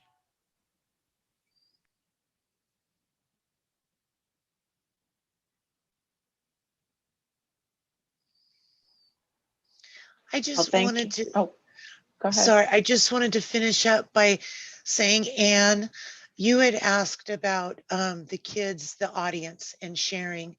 And one of the downsides of remote learning is that the students tend to leave their cameras off, or they tend to be afraid to ask for help.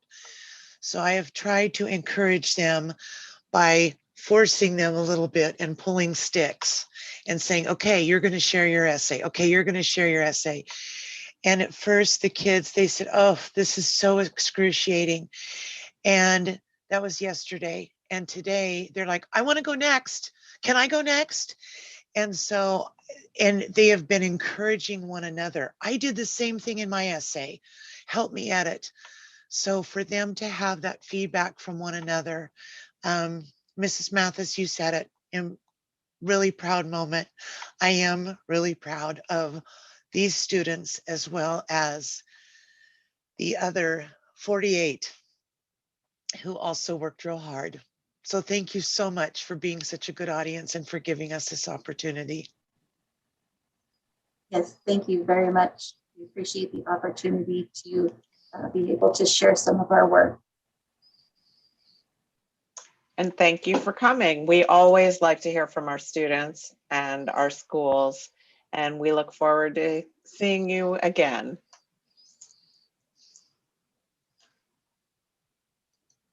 Okay, next we have our Equity and Student Success Department update. Dr. Vergara. Thank you. Good evening, President Kilgore, board members, Superintendent Valderas, student advisory, staff, and community. I have here with me tonight two of our equity team members. I have Sally Guzman, our Family and Community Engagement Coordinator, and Carla Sanchez Bravo, Program Assistant for the Equity Student and Student Success Department. So tonight we want to thank you for the opportunity. We are excited to share with you about two specific areas that we work with on a daily basis: family engagement and Mckinney-Vento and foster care. So under family engagement, we are wanting to share with you a little bit about the strategies that we are utilizing for family engagement, especially including including practices during COVID times, and also talk a little bit about the organization of our teams. And under Mckinney-Vento and foster care, we want to share with you who qualifies for Mckinney-Vento and foster care in our system, and how many students we have in Edmonds receiving services, and also how we are supporting the students. And we want to finish our report tonight with an update on our eHub, Edmonds Hub system. So with that, I'm gonna pass it to Sally Guzman. Thank you, Sally. Thank you, Dr. Vergara. Sherelle, will you be sharing your screen with our presentation? Awesome, thank you so much. So as Dr. Vergara mentioned, I am Sally Guzman. I am the Family and Community Engagement Coordinator. My pronouns are she, her, and I will be presenting an update for our family engagement. If you could go to the next slide, please, Sherelle. So it's been a while since my position was created for the district, but I am part of the Equity and Student Success Department. Part of my team is the Family Engagement Liaisons, and the family resource advocates, and the student support advocates. I'm going to talk a little bit more about those roles in our team, but first I want to go over what our family engagement strategy is. Sherelle, if you could go to the next slide for me, please. Thank you. So the triangle is upside down on purpose. I know some people put the triangle the other way for tiered services, but the way that I see family engagement and tier support is your tier 1 is supposed to capture all families. And so when we think about our family engagement strategies in the Edmonds School District, our family engagement liaisons and family resource advocates have monthly themes that they use to promote family engagement for their whole building. So one example of this is in September and October, we really focus on communicating in newsletters during pickup and drop off about free and reduced lunch applications, because we know that that benefits our families to have those applications completed, to understand what they're doing, and to provide any support in completing that paperwork. The themes change and they go along with the elementary school system right now a little bit more than anything else. And then we also do activities with our principals, coffee with the principals, things like that. So those are what we call tier 1 supports, things that we do that is inclusive of all families to provide better strategies for communication and engagement with families in our buildings. The next is called tier 2 for us, and that is some families. Not all families will participate because it just might not be what they're looking for. One of the programs that falls into this is our Natural Leader programs. For those of you who are not familiar with Natural Leaders is a collaboration, is a nonprofit organization that we partner with, Washington Alliance for Better Schools. Natural Leaders is one of their programs that we, along with 11 other districts, participate in. Edmonds School District has had over 100 members each year of Natural Leaders from our district, from the 13 schools that have family engagement staff at them. And it is for families that are immigrant communities or part of a community that needs support in either understanding the American school system, or they connect other families to the American school system. And so they get a lot of training. They also have unique opportunities through Washington Alliance for Better Schools that provide opportunities to gain leadership skills as parents. And we also sometimes partner with them to offer more broader level learning, as well as a celebration each year to celebrate all the amazing work that they do, because they often volunteer many hours in our schools. Tier 3 is really where our advocates come in. That's both our student support advocates and our family resource advocates. This is for select families. And our advocates really do spend a majority of their time supporting families in crisis to help provide resources and navigate both our school system and outside resources in the community, whether that this is due to housing crisis, mental health crisis, or a health crisis. Our advocates are providing that tier 3 support to our families in the buildings that they're assigned to. So this has really been our strategy for family engagement with our team, our small but mighty team. I want to say 17 people, including myself, it's 18. And then if we want to go to the next slide for me, please, Sherelle. So I know I've mentioned these job descriptions before, but I know that it's always good to refresh. So our family engagement liaisons, we have 4 in the district. Again, each FEL supports 2 elementary schools. These schools are Title I schools. Not every Title I school has one, because we also took into account the number of Mckinney-Vento students the school had, number of ELL students the school had. Truancy, I collaborate with them to see where schools need the most support.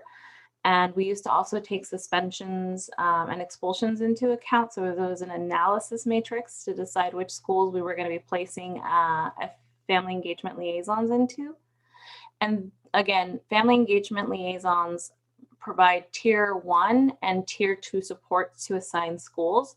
They are amazing humans, but they are not trained in or supported to provide case management support to families in crisis. And with 2 buildings, that would make it extremely hard to provide that level of intense support for families. Our family resource advocates, we have 4 in the district. They are primarily at elementary level. They were assigned to the highest needs school at the time that their program grew, which is almost 4 years ago, in their quadrant. One of the interesting things that we did from the beginning of our funding from Verdant to expand our Family Resource Advocate program is we provide emergency support to all of the elementaries in their quadrant. So Cedar Valley Elementary is Angela Garrido, and she provides emergency support to the other 5 elementary schools and Alderwood Early Learning in an emergency situation. So if they have a family that's in crisis and experiencing homelessness, or let's say they had a mental health crisis that they needed help navigating, the school could call Angela and reach out to her, and she would provide that, again, case management support of that family. And so our family resource advocates also are amazing because they spend 20% of their time implementing Tier 1 and Tier 2 strategies for the buildings that they are assigned in. Again, that's only for the one building that they're assigned in. That does not carry over into their quadrant schools. I support schools in Tier 1 and Tier 2 through consultancy for any schools that does not have a family engagement liaison or a family resource advocate assigned in elementary level. Our student support advocates, we have 9 in the district. We are fortunate through 2 grants, one from Verdant and one from Snohomish Health, that we have one in every comprehensive high school and middle school and one at Scriber Lake High School. And they provide Tier 3 support to their assigned school. So one of the, let me make sure I hit all the little points on there, my notes. So I have additional notes if you want them, but we can get to the questions part later if you want. If you want to go to the next slide for me, please. Thank you. So I wanted to highlight that during the pandemic, when it hit in March of 2020, I can't believe it's been almost a year, our team actually hit the ground running. So our advocates did not take a break knowing that families were in crisis. They helped communicate the needs of family. They also helped provide emergency support. Their caseloads almost doubled in size, going to about 100 families in the 2020-2021 school year, supporting an estimated 1,200 families during the COVID crisis in finding housing and finding food, or in triaging other emergencies. Our family engagement liaisons also switched gears and came in and started answering the family support line so that families could call in and ask a broad range of questions, whether it was, I don't know how to log on to Zoom, or all the way to, I'm losing my housing and I don't know what to do. So they were amazing and flexible and took turns and are still taking turns answering the phones for our team and connecting them to the resources both within our district and outside of our district. So I have more information there, and you're welcome to jump on the family support website to see everything. We've also been supporting other departments in doing both outreach and support. So we help the the food and nutrition department maintain the delivery list and answer questions for families and add and remove families as needed. Based on their needs. You can go to the next slide, please. So I wanted to let you know that despite being online and taking a brief moment during spring of last year to support our families, our family engagement has continued virtually through virtual meetings. We have some family engagement liaisons having virtual coffee with the principals. We have others still holding meetings regularly. At a district level, we've maintained learning through different webinars, and we recently did one on renters' rights and eviction rights, so that families knew what to expect when and if the moratorium ended at the end of March. Thankfully, the governor has extended that until the end of June. Our team supported the back to school fair, where we handed out over 1,400 backpacks and provided health checks and other resources for families. We also helped in the family tech event that we did at the beginning of the school year, which helped over 400 kids with technology needs in 2 days, I think it was. You can go to the next slide, please. One of the other things that our team really drives, and we've been often recognized for our work with our assessments director, Brandon Liderquist, is our family engagement survey. When I started off, and almost 4 years ago, our response rate to our survey was about 1 or 2%. At that time, I was asked to design our survey and our implementation process based on the roadmaps project of Seattle School District, along with Dr. Anna Ishimura. And I was able to create a process that we're now calling in Edmonds culturally responsive data collection. And what we do is the first year, well, it's 2 years. So the year one, you have the family survey, which are schools that participate in our process, which they gain about 3.5 hours of training in, get about 50% or higher response rate from their family survey, with the highest school last year we implemented being Beverly Elementary with a 98% response rate.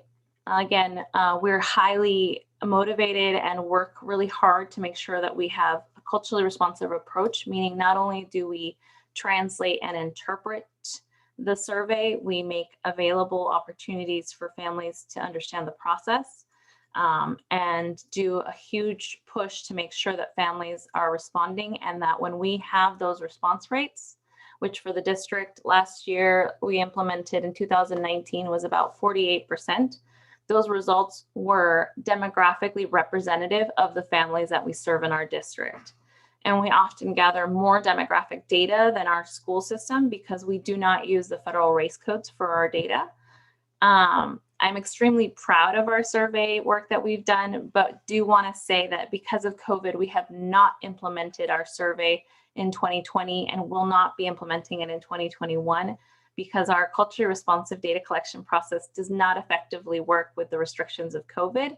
And we didn't feel like adding added stressors to our school and community, but we have been using the data to guide our work. When the shutdown first happened and we talked about how do we find out what families want, Brandon and I were able to coach the team on what we've learned through years of work in our district of what does and doesn't work. So we're really excited about that data, but are sad that we have not been able to increase our percentages. If you could go to the next slide. There are those who are saying it's not just spring breakers who are there. One headline in the New York Post says Miami extends. You're muted, Sally. Sorry, I was hearing sound and I couldn't tell what it was because I didn't have my anything else open. Sorry, that threw me off. Okay. Okay, sorry. This year we are excited to welcome Elizabeth Puga, who is our new translation and interpretations coordinator. As the family engagement team, we have really been focused over the last 4 years on implementing tier 1 strategies. We saw in our early analysis that, we really did need to increase our language resource accesses for our families. We worked with our communication department on the website. We worked with our federal programs to purchase more interpreter kits, which if you remember them from our non-COVID days are little listening devices that families wear so that they can hear the interpreter while being in community with everyone else who doesn't need an interpreter. And it also allows us to do simultaneous interpretation for multiple languages during the same event, which really increases access. We've also made sure that all of our emergency services notifications to families are bilingual in English and Spanish. That means that for a good portion of my time prior to Elizabeth, I would get up at 4 a.m. in the morning to record all of our Spanish snow days. And we're excited that with having Elizabeth on, we're hiring new personnel and we're building our own translation and interpretation team, within the district that will allow us to further increase our translation and interpretation services to our district staff that will support our families' engagement in our school community. And so I am done with my portion of the presentation and now want to hand it off to Carla, if we don't mind holding off on questions until the end. Does that sound like a good plan, Dr. Vergara and Carla? Yeah, either way, board members, do you want to go with questions now, or do you want to wait until the end of the presentation? President Kilgore. I think it would be okay to wait. Yeah. Okay, perfect. Thank you. Okay, if we can go on to the next slide, please. Thank you. So my name is Carla Sanchez, and I'm also part of the Diversity, Equity, and Outreach team. I have been with the district for about 4.5 years and have been supporting schools with truancy and attendance, and most recently with Mckinney-Vento and foster care, which is why I'm here tonight to provide you some updates and information on the program. Next, please. So I wanted to start off with a little bit of background. Mckinney-Vento is a federal law that was adopted in 1987.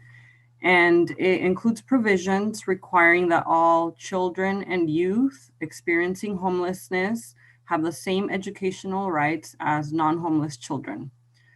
Some of these provisions are for states to ensure that children do not experience delays with school enrollment, and provide some federal funding to states for the purpose of supporting district programs that serve homeless students. Next, please. So there were some changes to the law after ESSA was passed in 2015 to include children and youth from birth through the transition into higher education. So more of a focus on preschool age children and more focus on secondary students to be college and career ready, and an increased support for unaccompanied homeless youth. And unaccompanied homeless youth are youth who don't live with a parent or guardian and are also not in state care. Next, please. So who qualifies for Mckinney-Vento services? The law defines homelessness as children and homeless youth as individuals who lack a fixed, regular, and adequate nighttime residence. And we included some examples. So often we hear students are couch surfing, living in motels, hotels, trailer parks, and shelters or transitional housing. They are sharing housing due to economic hardships, living in cars, parks, public space, and abandoned buildings, and also unaccompanied youth who are experiencing many of the above situations. Next, please. So the big picture, Mckinney-Vento Act ensures that provisions be put in place by school districts, including transportation to and from school, and ensuring that our children attend their school of origin, and that is the last school they were enrolled in or the school they attended when they first became homeless, regardless of the district in which the family or the student resides. It also requires that schools register children even if they lack normally required documents like immunization records or proof of residence. Next, please. So here in Edmonds, how do we identify Mckinney-Vento students? So every fall, we reach out to families that previously qualified to see what their housing situation is. All families can fill out a questionnaire at enrollment, and this can be done throughout the year. We provide trainings in the fall to all building staff on procedures and how to identify students. And we also encourage staff to attend OSPI trainings. And they've increased those because of COVID as well. And of course, ongoing support to schools by our liaison. Next, please. So foster care. Currently, all districts are required to have a liaison. And the goal is really for schools, for agencies, for communities and families to work together to provide equitable opportunities, services, and supports to students that are in foster care. And students have access to free meals, transportation, and immediate enrollment. Next, please. So identification is a little bit different for students in foster care because these students are all in child welfare placement, so either with DCYF or a tribal placement and care. And examples are students that are living in foster care, relative placement, group homes, emergency shelters, residential facilities, childcare institutions, pre-adoptive homes, and trial return homes. And that means that they're in a trial return with their biological parent. Next, please.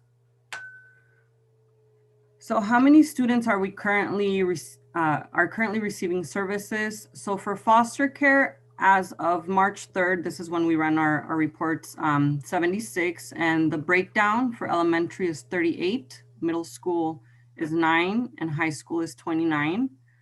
For McKinney-Vento, it was 393 as of March 3rd, and the number has actually gone up about 15 students since this report. And for elementary, 208, middle school 69, and high school 115. Next, please. And we wanted to share a little bit of data on the examples for qualification, just to compare from 2019 to the current school year. As you can see, our numbers this year are lower.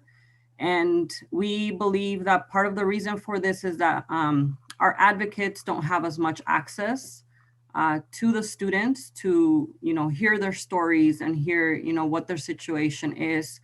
I do think that our numbers will increase now that our students are going back in person. Next, please. Out of the 393 students that I mentioned previously, our highest percentage is Hispanic or Latinx students at 44, almost 45%. And our second highest is students, white students at 28.5%. Next, please. And for home language, the highest is English at 286 of the 393 have English as a home language. And our second highest is Spanish. And I do want to mention that a big percentage of the Spanish speakers that qualify for McKinney-Vento services have also taken advantage of attending the eHub. Next, please. And so how are we supporting students?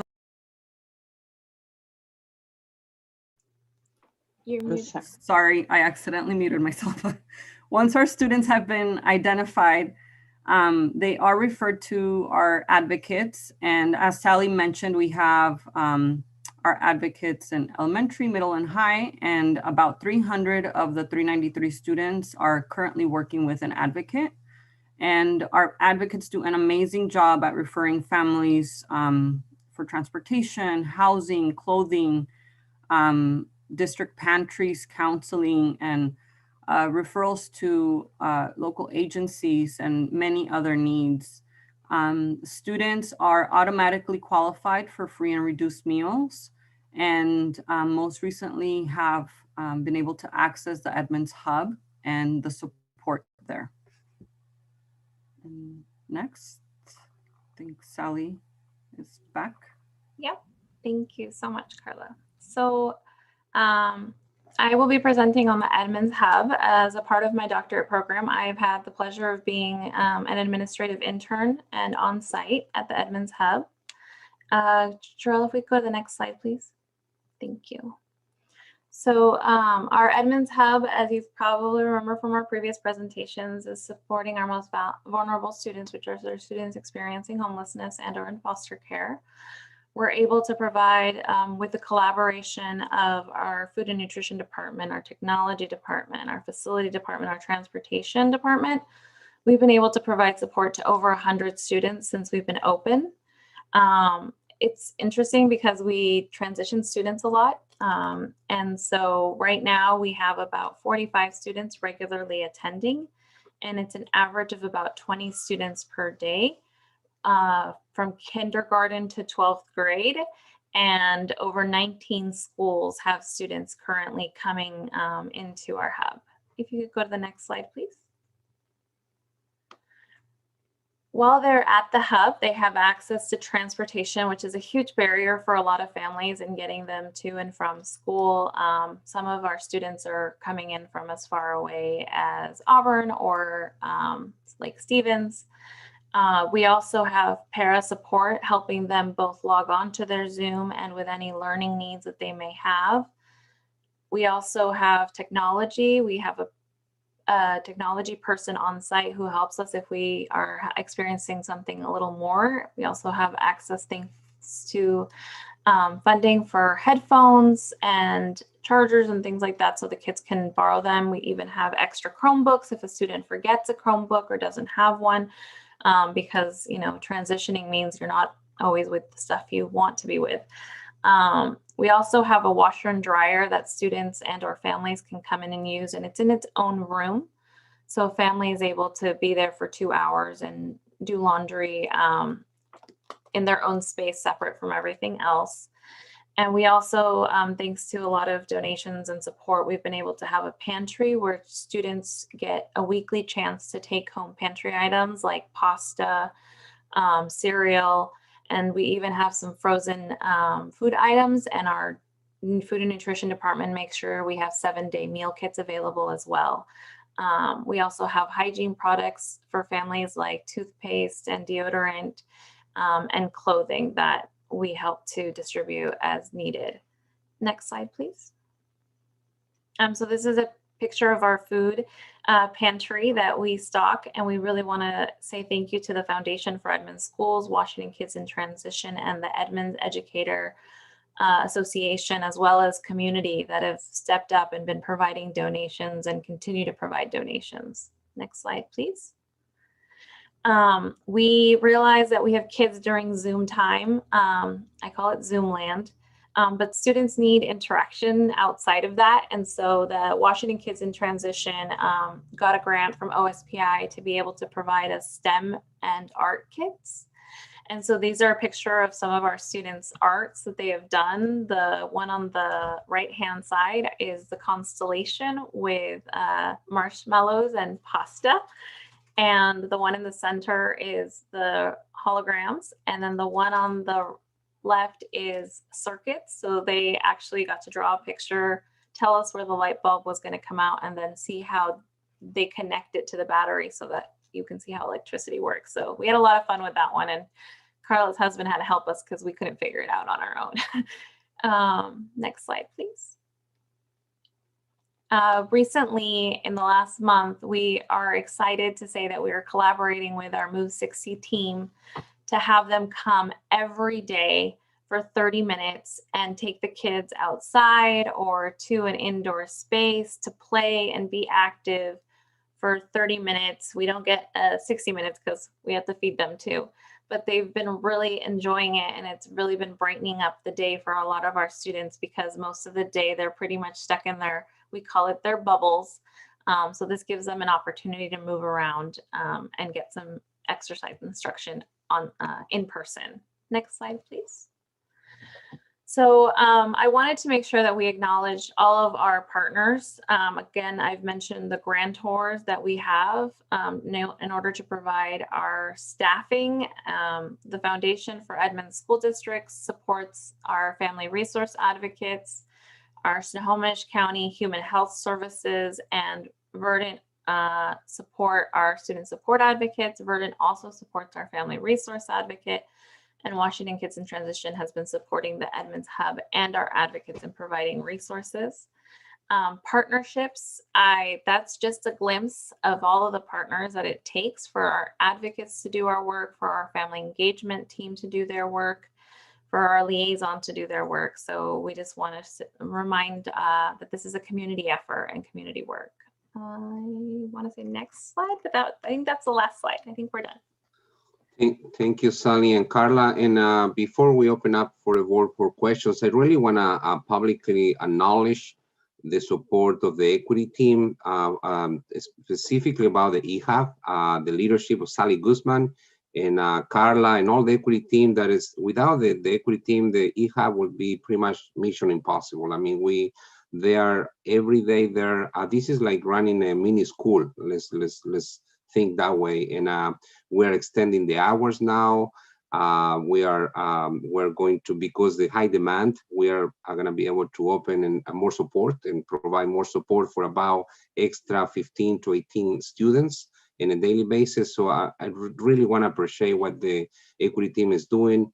And again, Sally, Carla, and the rest of the team, all the tech department, transportation. This is just a huge effort, and I really pleased. I hope that the board remembers that we start back in November with one student, and this is getting bigger and bigger, and we're really pleased for the outcome, and hopefully continue. So thank you. And with that, I would like to open up for questions.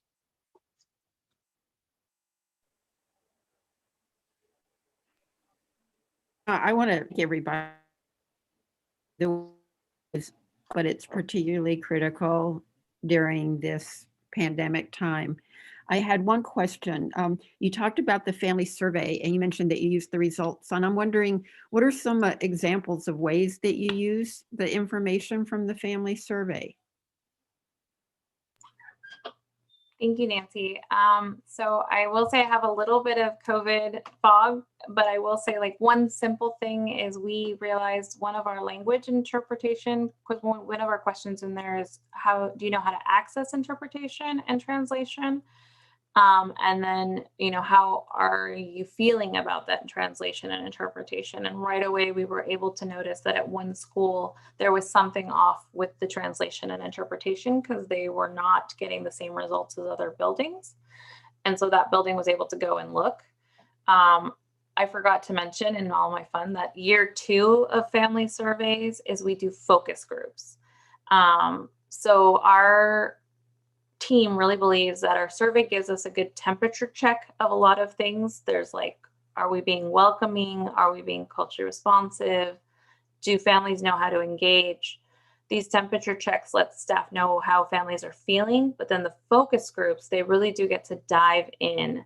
So we had one elementary school that families said that they weren't always feeling welcomed and that they didn't always have a connection to the school. And so that school did focus groups with elementary 5th graders, families who spoke languages other than English, and 6th graders. And I want to say one other group, but I can't remember right now. And they were able to find out that they needed to do more in their onboarding, that their kindergarten families were not able to easily connect to the school community, and that their population was less diverse. And so they needed to be more intentional about some work to make that family and community feel more welcomed into their building. So that's a way a building would use it. District-wide, we noticed trends that are nationwide. One of the interesting things that if you look at family surveys throughout the nation is that our secondary families often feel less connected in family engagement and how they connect to a classroom. And so our data shows that same data. And this year we were going to have, not this year, but last year, we were going to have secondary schools for the first time do focus group to dive deeper into that data that we got back. But unfortunately, due to the pandemic, we weren't able to really dig in there and see what was happening. So that's all I can remember right now. But I want to say that when I did a family engagement presentation for our ELL department, and I could actually pull data based on families saying that they had ELL services, and I gave them some quantifiable things that were better than I want to say that their families actually felt the most engaged and had the highest connection to like knowing who to go to than even our gen ed students. So that's an example of how I've used the data in the past. And it is, I put a link to the website on there, and it does have a public portal where you can actually see our data either by district or by school through Panorama, our provider. Thank you. Those are great examples, and really help it come alive as to how you're using the data to follow up. That's great. Thank you. This is Anne. Is the reason that you haven't been able to do the survey for the past 2 years due to the pandemic because of not being able to create the focus groups? And do you anticipate being able to deal with these types of restrictions to be able to ramp up the survey again in the 21-22 school year? So one of the things that Brandon and I pride ourselves on is the high response rate. If you have a data response rate that is too low, the data is invalid. It won't show you what you're wanting, and if it's not representative of the community that you serve, it's also not useful data. And what we've learned through years of implementation is that our non-English speaking community and our families in our Title I schools need us to be able to do large events where we bring them in and walk them through the survey and provide in-person interpretation and groups focused by language. That is not feasible during COVID, and Zoom is a big barrier for our families. We could actually do focus groups almost easier if we are looking at technology savvy demographics, because then you're not constricted by travel and time and all these things.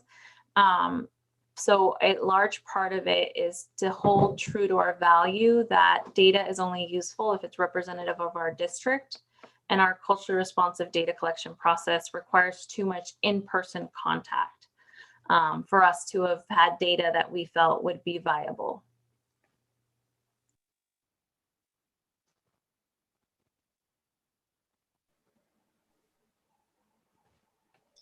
So I want to thank all of you for such a thorough, informative presentation. This is wonderful information. I did have a question about the foster students.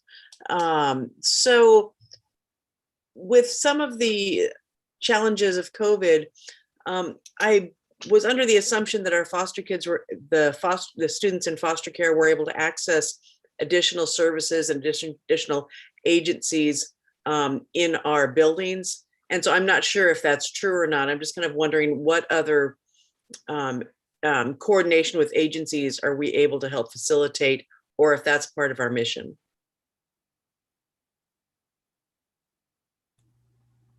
Sally, can you help answer that one? So our foster care families have had the same access to the McKinney-Vento Hub as the other students. We do have DCYF, which is the Department of Youth Families. I can't remember the acronym, sorry, I always get them lost because they've changed their name too many times. And they do partner with Treehouse. Treehouse has opened up additional funding for them, not necessarily through us. So their social worker can request that directly. They don't need us to do it, but we also have access to it through our liaison. Additionally, the Treehouse does work with us for our secondary students. So we have an advocate from Treehouse, which is, I want to say College Success Advocate. His name is David. I do know his name. And he works with our 9th through 12th graders. I want to say 13 of them. And he would also be accessing those additional funds through Treehouse. But again, it doesn't always go through us. It can go straight from their social worker, and they do pay for things like tutoring, whether it's like one-on-one or via Zoom. They're much more flexible with their funding than we are, and they have way more funding than we have available through the limited funding from OSBI. Great, thanks, Sally.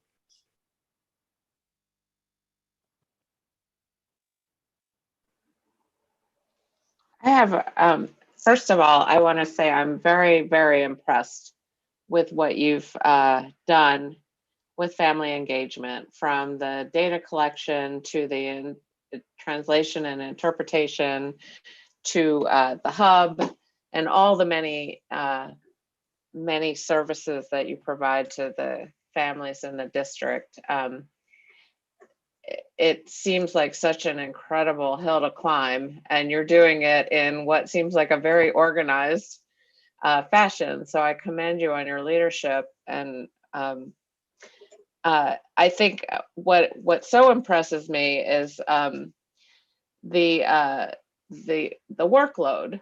You know, frankly, you know, you have a staff of just a few. You know, I mean, did you say 17, 18, including yourself? And it seems like with COVID and the workload doubling, it's been even more extraordinary. I know that I heard a presentation a year or two ago from some of our advocates, and I was impressed then. So I can't even imagine what they are doing now.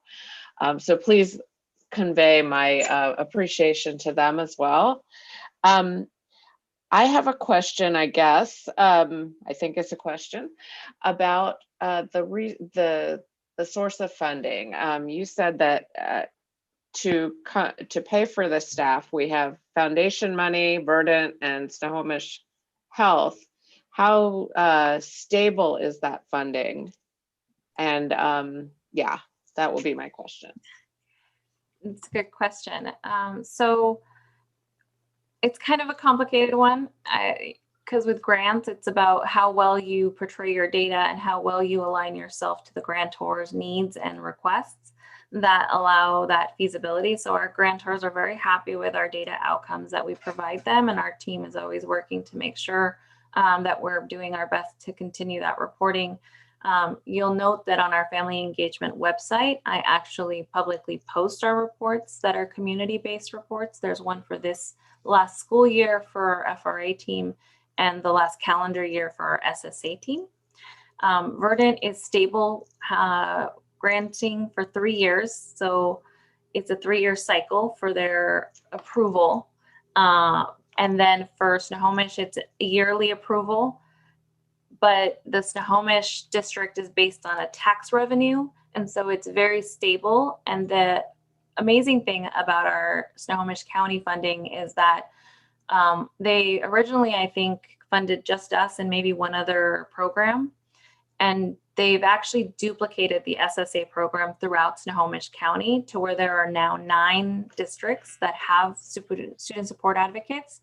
And that's based on the tremendous work and advocacy of our student support advocates for their own positions with them. So that is stable in that sense, but it is a yearly renewal and contract that we have to do, which was on your consent agenda last. The foundation, same thing. They have funding that they help us find and support, but it is yearly to which they award that funding. But so long as we're working in our partnership through Whole Families, Whole Community, we maintain that partnership and those funding. So stable, but does require a lot of reporting and making sure we're keeping those relationships happy. Thank you. Well, thank you so much for this report. It was, as Nancy said, it was extremely informative. And good luck. Keep up the good work. And it seems like if you have other ideas, I'm sure we would be supportive of those things as well. So thank you. Thank you. Thank you so much. Okay. I think we're at unfinished business. Okay, our first item is a second reading to adopt new policy number 3225, school-based threat assessment. Do I hear a motion? I move to approve. I second it.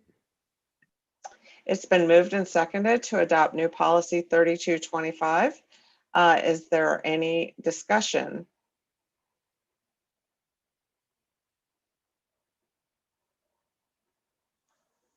Hearing none, I'd like to go ahead and call for a roll call vote, please.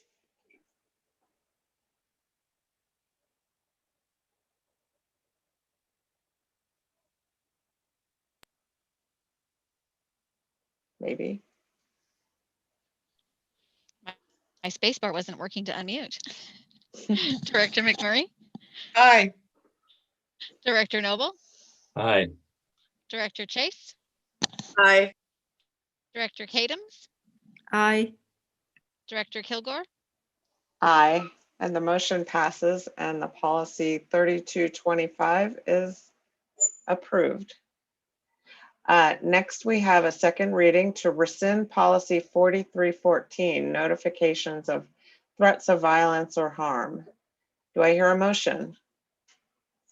I move to approve. I second. It's been moved and seconded to rescind policy 4314. Is there any discussion?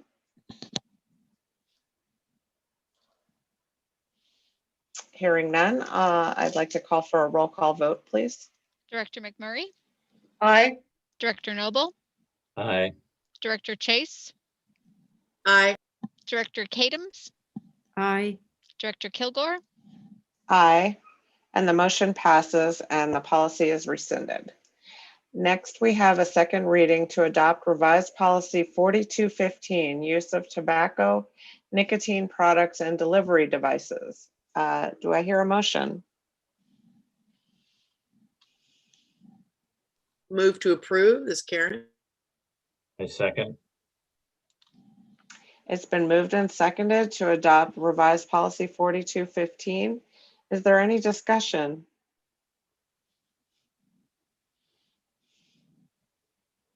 Hearing none, I'd like to call for a roll call vote, please. Director McMurray, Aye. Director Noble, Aye. Director Chase, Aye. Director Kadams, Aye. Director Kilgore, Aye, and the motion passes and the policy is approved. This is policy 4215, the revised policy. Next, we have new business. The first item is a single reading to approve resolution 21-09, redirection of capital project funds to the general fund. Do I hear a motion? This is Ann. I move to approve. I second it. It's been moved and seconded to approve resolution 21-09. Is there any discussion?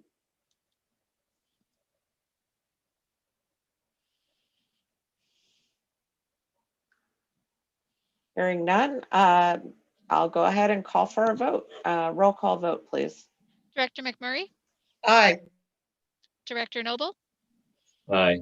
Director Chase, Aye. Director Kilgore, Aye, Director And- Kadams, Aye. and the motion passes and the resolution is approved. Next, we have a single reading to approve resolution 21-10, acceptance of completed public works contract for former Woodway Elementary School roof replacement. Is there a motion? This is Ann. Move to approve. I second it. It's been moved and seconded to approve resolution 21-10. Is there any discussion? Hearing none, I'll call for a roll call vote, please. Director McMurray, Aye. Director Noble, Aye. Director Chase, Aye. Director Kadams, Aye. Director Kilgore, Aye. And the motion passes and resolution 21-10 is approved. Next, we have a first reading, no action, to adopt new policy 6340, debt management. Is there any discussion or are there questions? This is Ann. I'm just wondering if Lydia could come in and just explain. It sounds like this policy was created based on the financial advisors that we use, but WASDA doesn't have a model policy. So I just would like a little more background on this. Certainly. So this was written in conjunction with the support of our financial advisor. And when we go to sell bonds, This is what our rating agencies, such as Moody's or Standard & Poor's, looks to be sure that the district, it improves your ability to achieve a better rating if you have a debt management policy. It's really a compilation of all the laws that we operate under for debt, just produced in policy format so that the rating agencies have assurance that we're doing all the things that we need to be doing. Okay, thank you very much. Sure.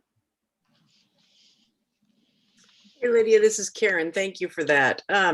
Since WASDA does not have a model policy, would it, what if we sent this up to WASDA to see if they might have some thoughts on this as adopting a model policy like this, or any input at all? Certainly an option.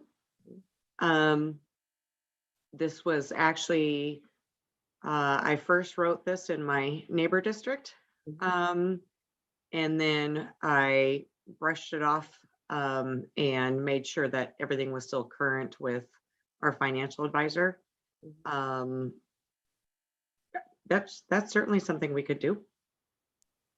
Yeah, this is Ann, especially if there's nothing in there that is Snohomish County specific. WASDA certainly been very beneficial to us in providing model policies. I'd like to return the favor. I could see what that would involve. Great.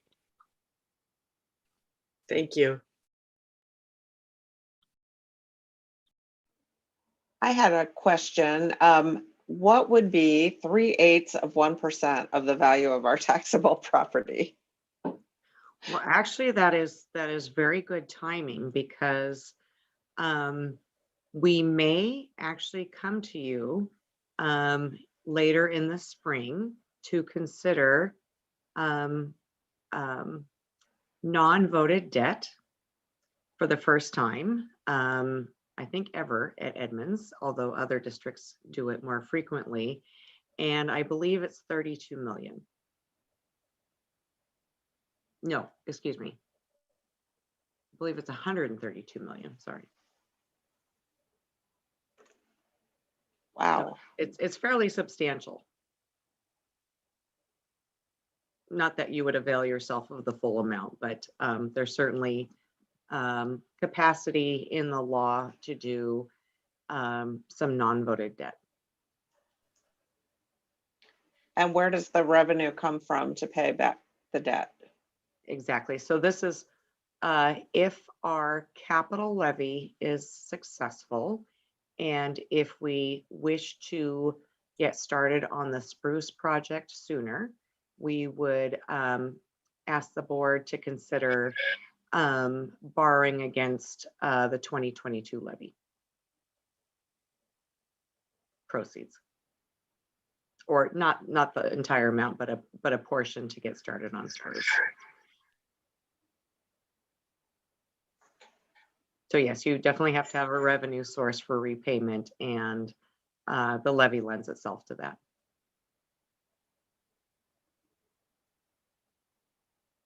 One quick other question on our bond ratings. We've maintained pretty stable, haven't we? Our bond rating hasn't changed for a number of years, at least as far as I think since I've been on the board. Is that correct? Well, or just for a number of years at least. That is correct. It's just another tool in the toolkit. Okay. Thanks. Other questions, comments? Thank you, Lydia. Our next item is a first reading, no action to approve revised policy 3414, infectious diseases. Are there any questions or comments about this revised policy?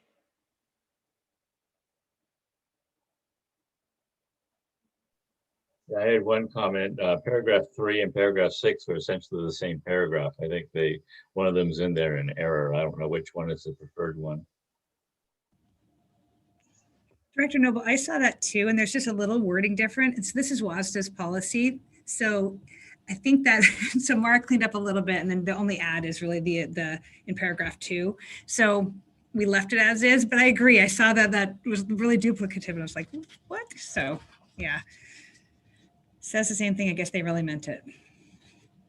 I think we should eliminate one of them.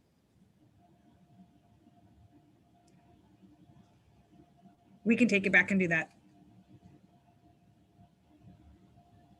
My suggestion would be to eliminate the 3rd paragraph and keep the 5th paragraph in there with any changes that might need to be tweaked to make sure that we didn't lose any wording in that 3rd paragraph. I agree. Okay.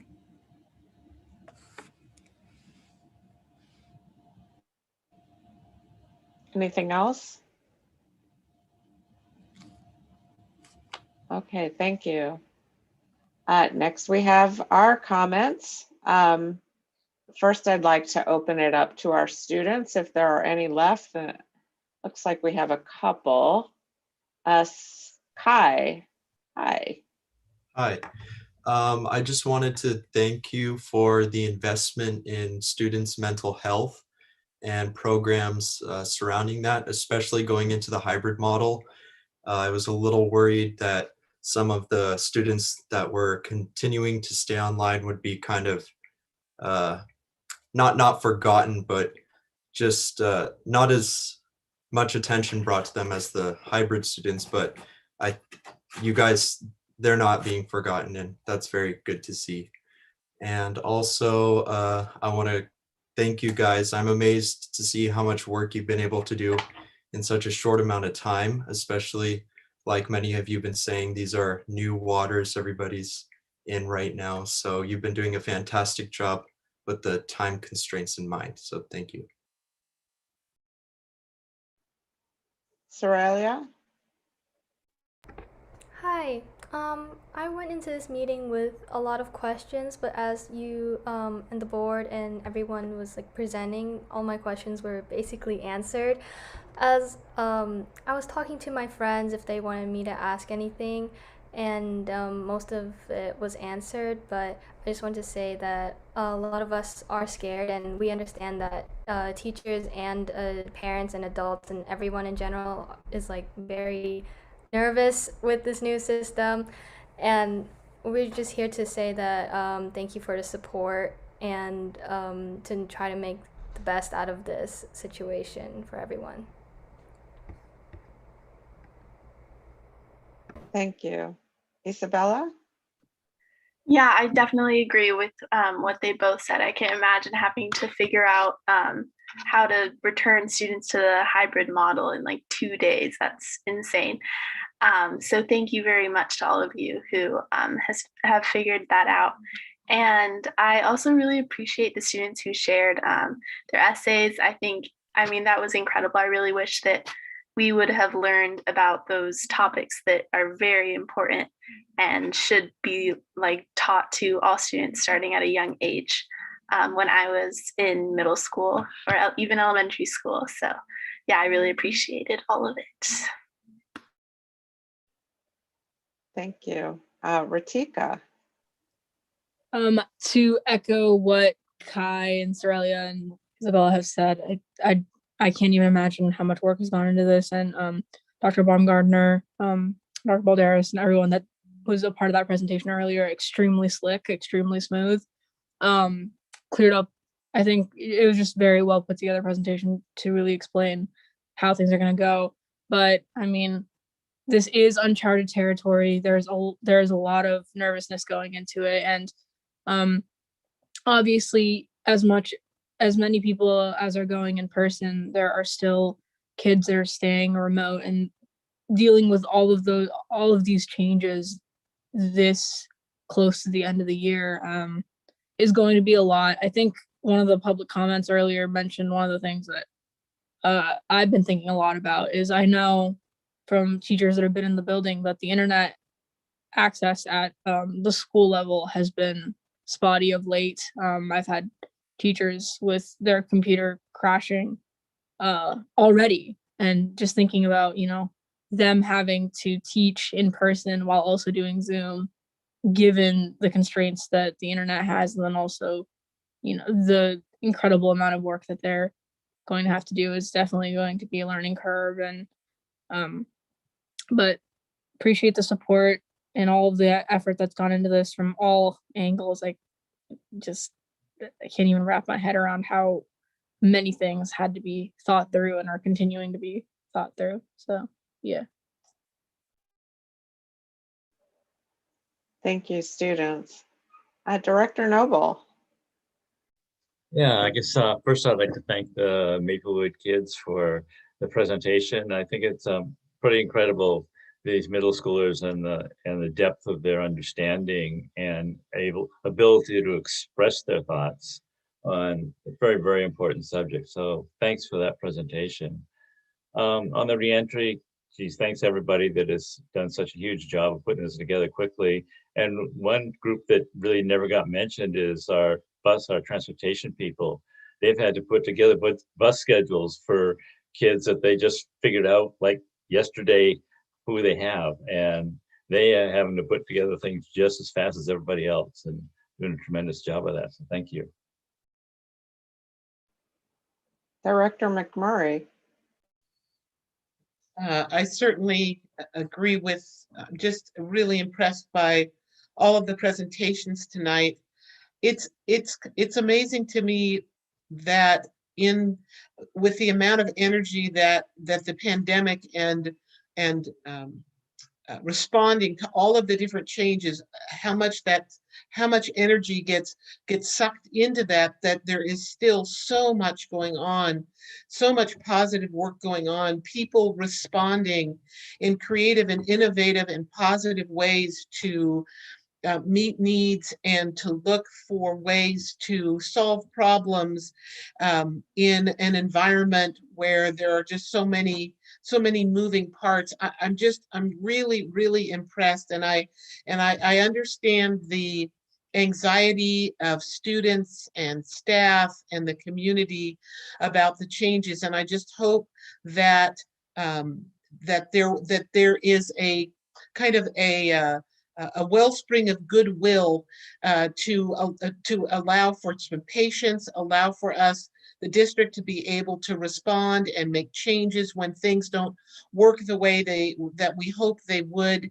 I'm just hoping that there's a little bit of that out there. I'm very excited about getting kids in school before the end of the year so we can really look forward to how we can get back to having more kids in school longer in the fall, and so that parents and students have an idea of what school is actually going to look like in September. So thank you to everyone for your work and for finding ways to make progress in the midst of some pretty challenging situations.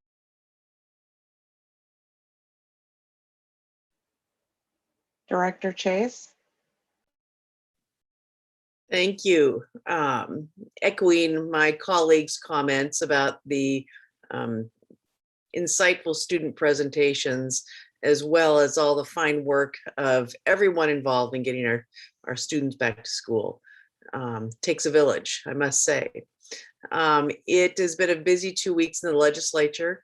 The last week involved the collaboration between WASDA, WASBA, and WASBO on meeting with our legislators, which I did, along with Director Kilgore, was able to join a few of them also. We were bringing the joint message of which the three topics were student well-being, budget stability, and graduation flexibility as a combined message.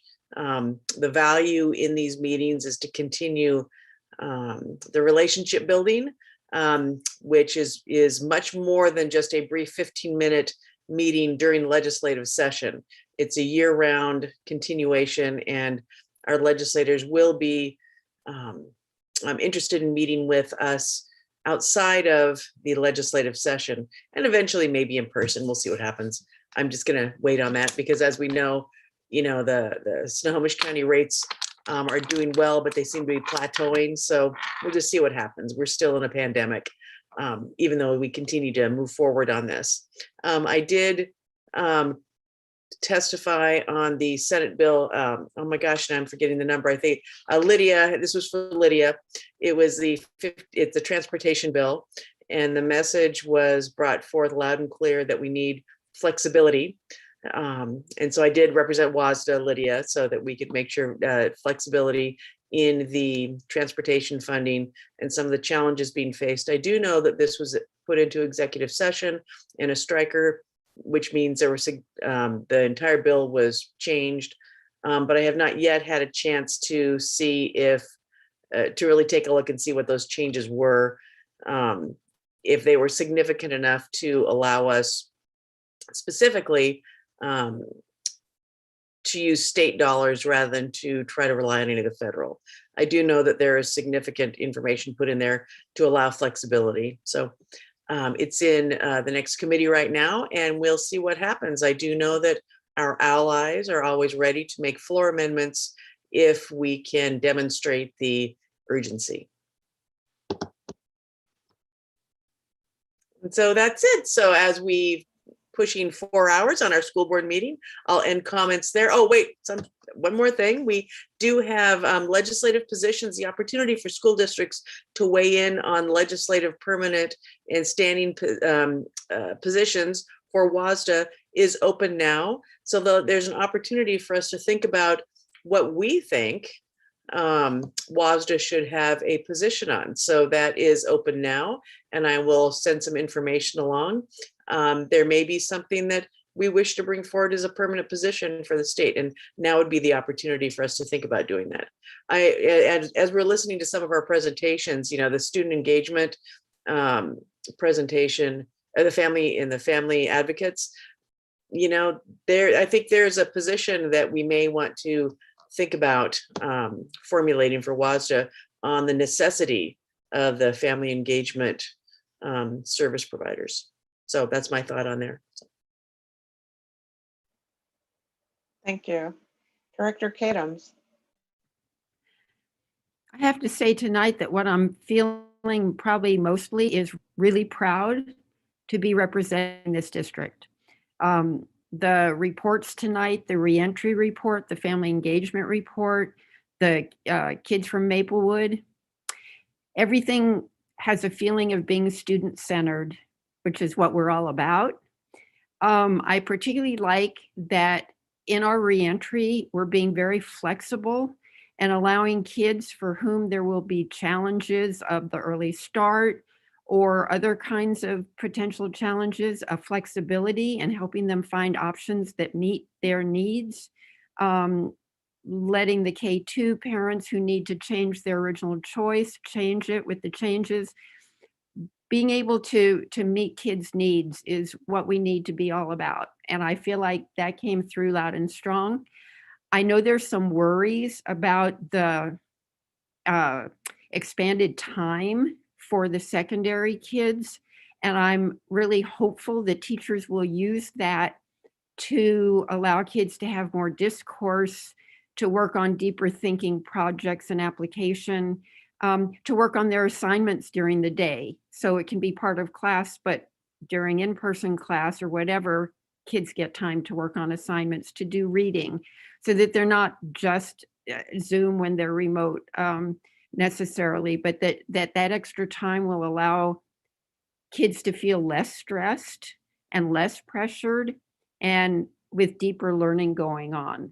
And a particular thanks, I said this earlier with the reentry plan, but to the bargaining team, the EEA bargaining team and the district bargaining team, to come to agreement on this expanded reentry plan so quickly and so well is just very impressive and phenomenal. And I'm going to reiterate, I feel really proud tonight, and I want to thank everybody for all the hard work, because there's a lot of it going on in the district.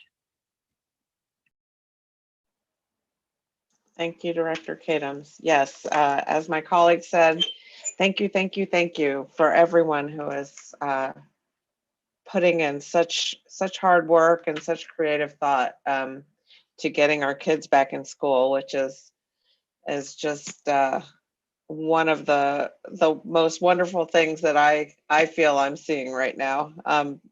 Living very close to an elementary school, I get to see the school open and in business, the school buses running and so forth, and the kids coming to school. So that's great. I just had one small comment about, I'm also especially excited about us having some in-person graduations this year.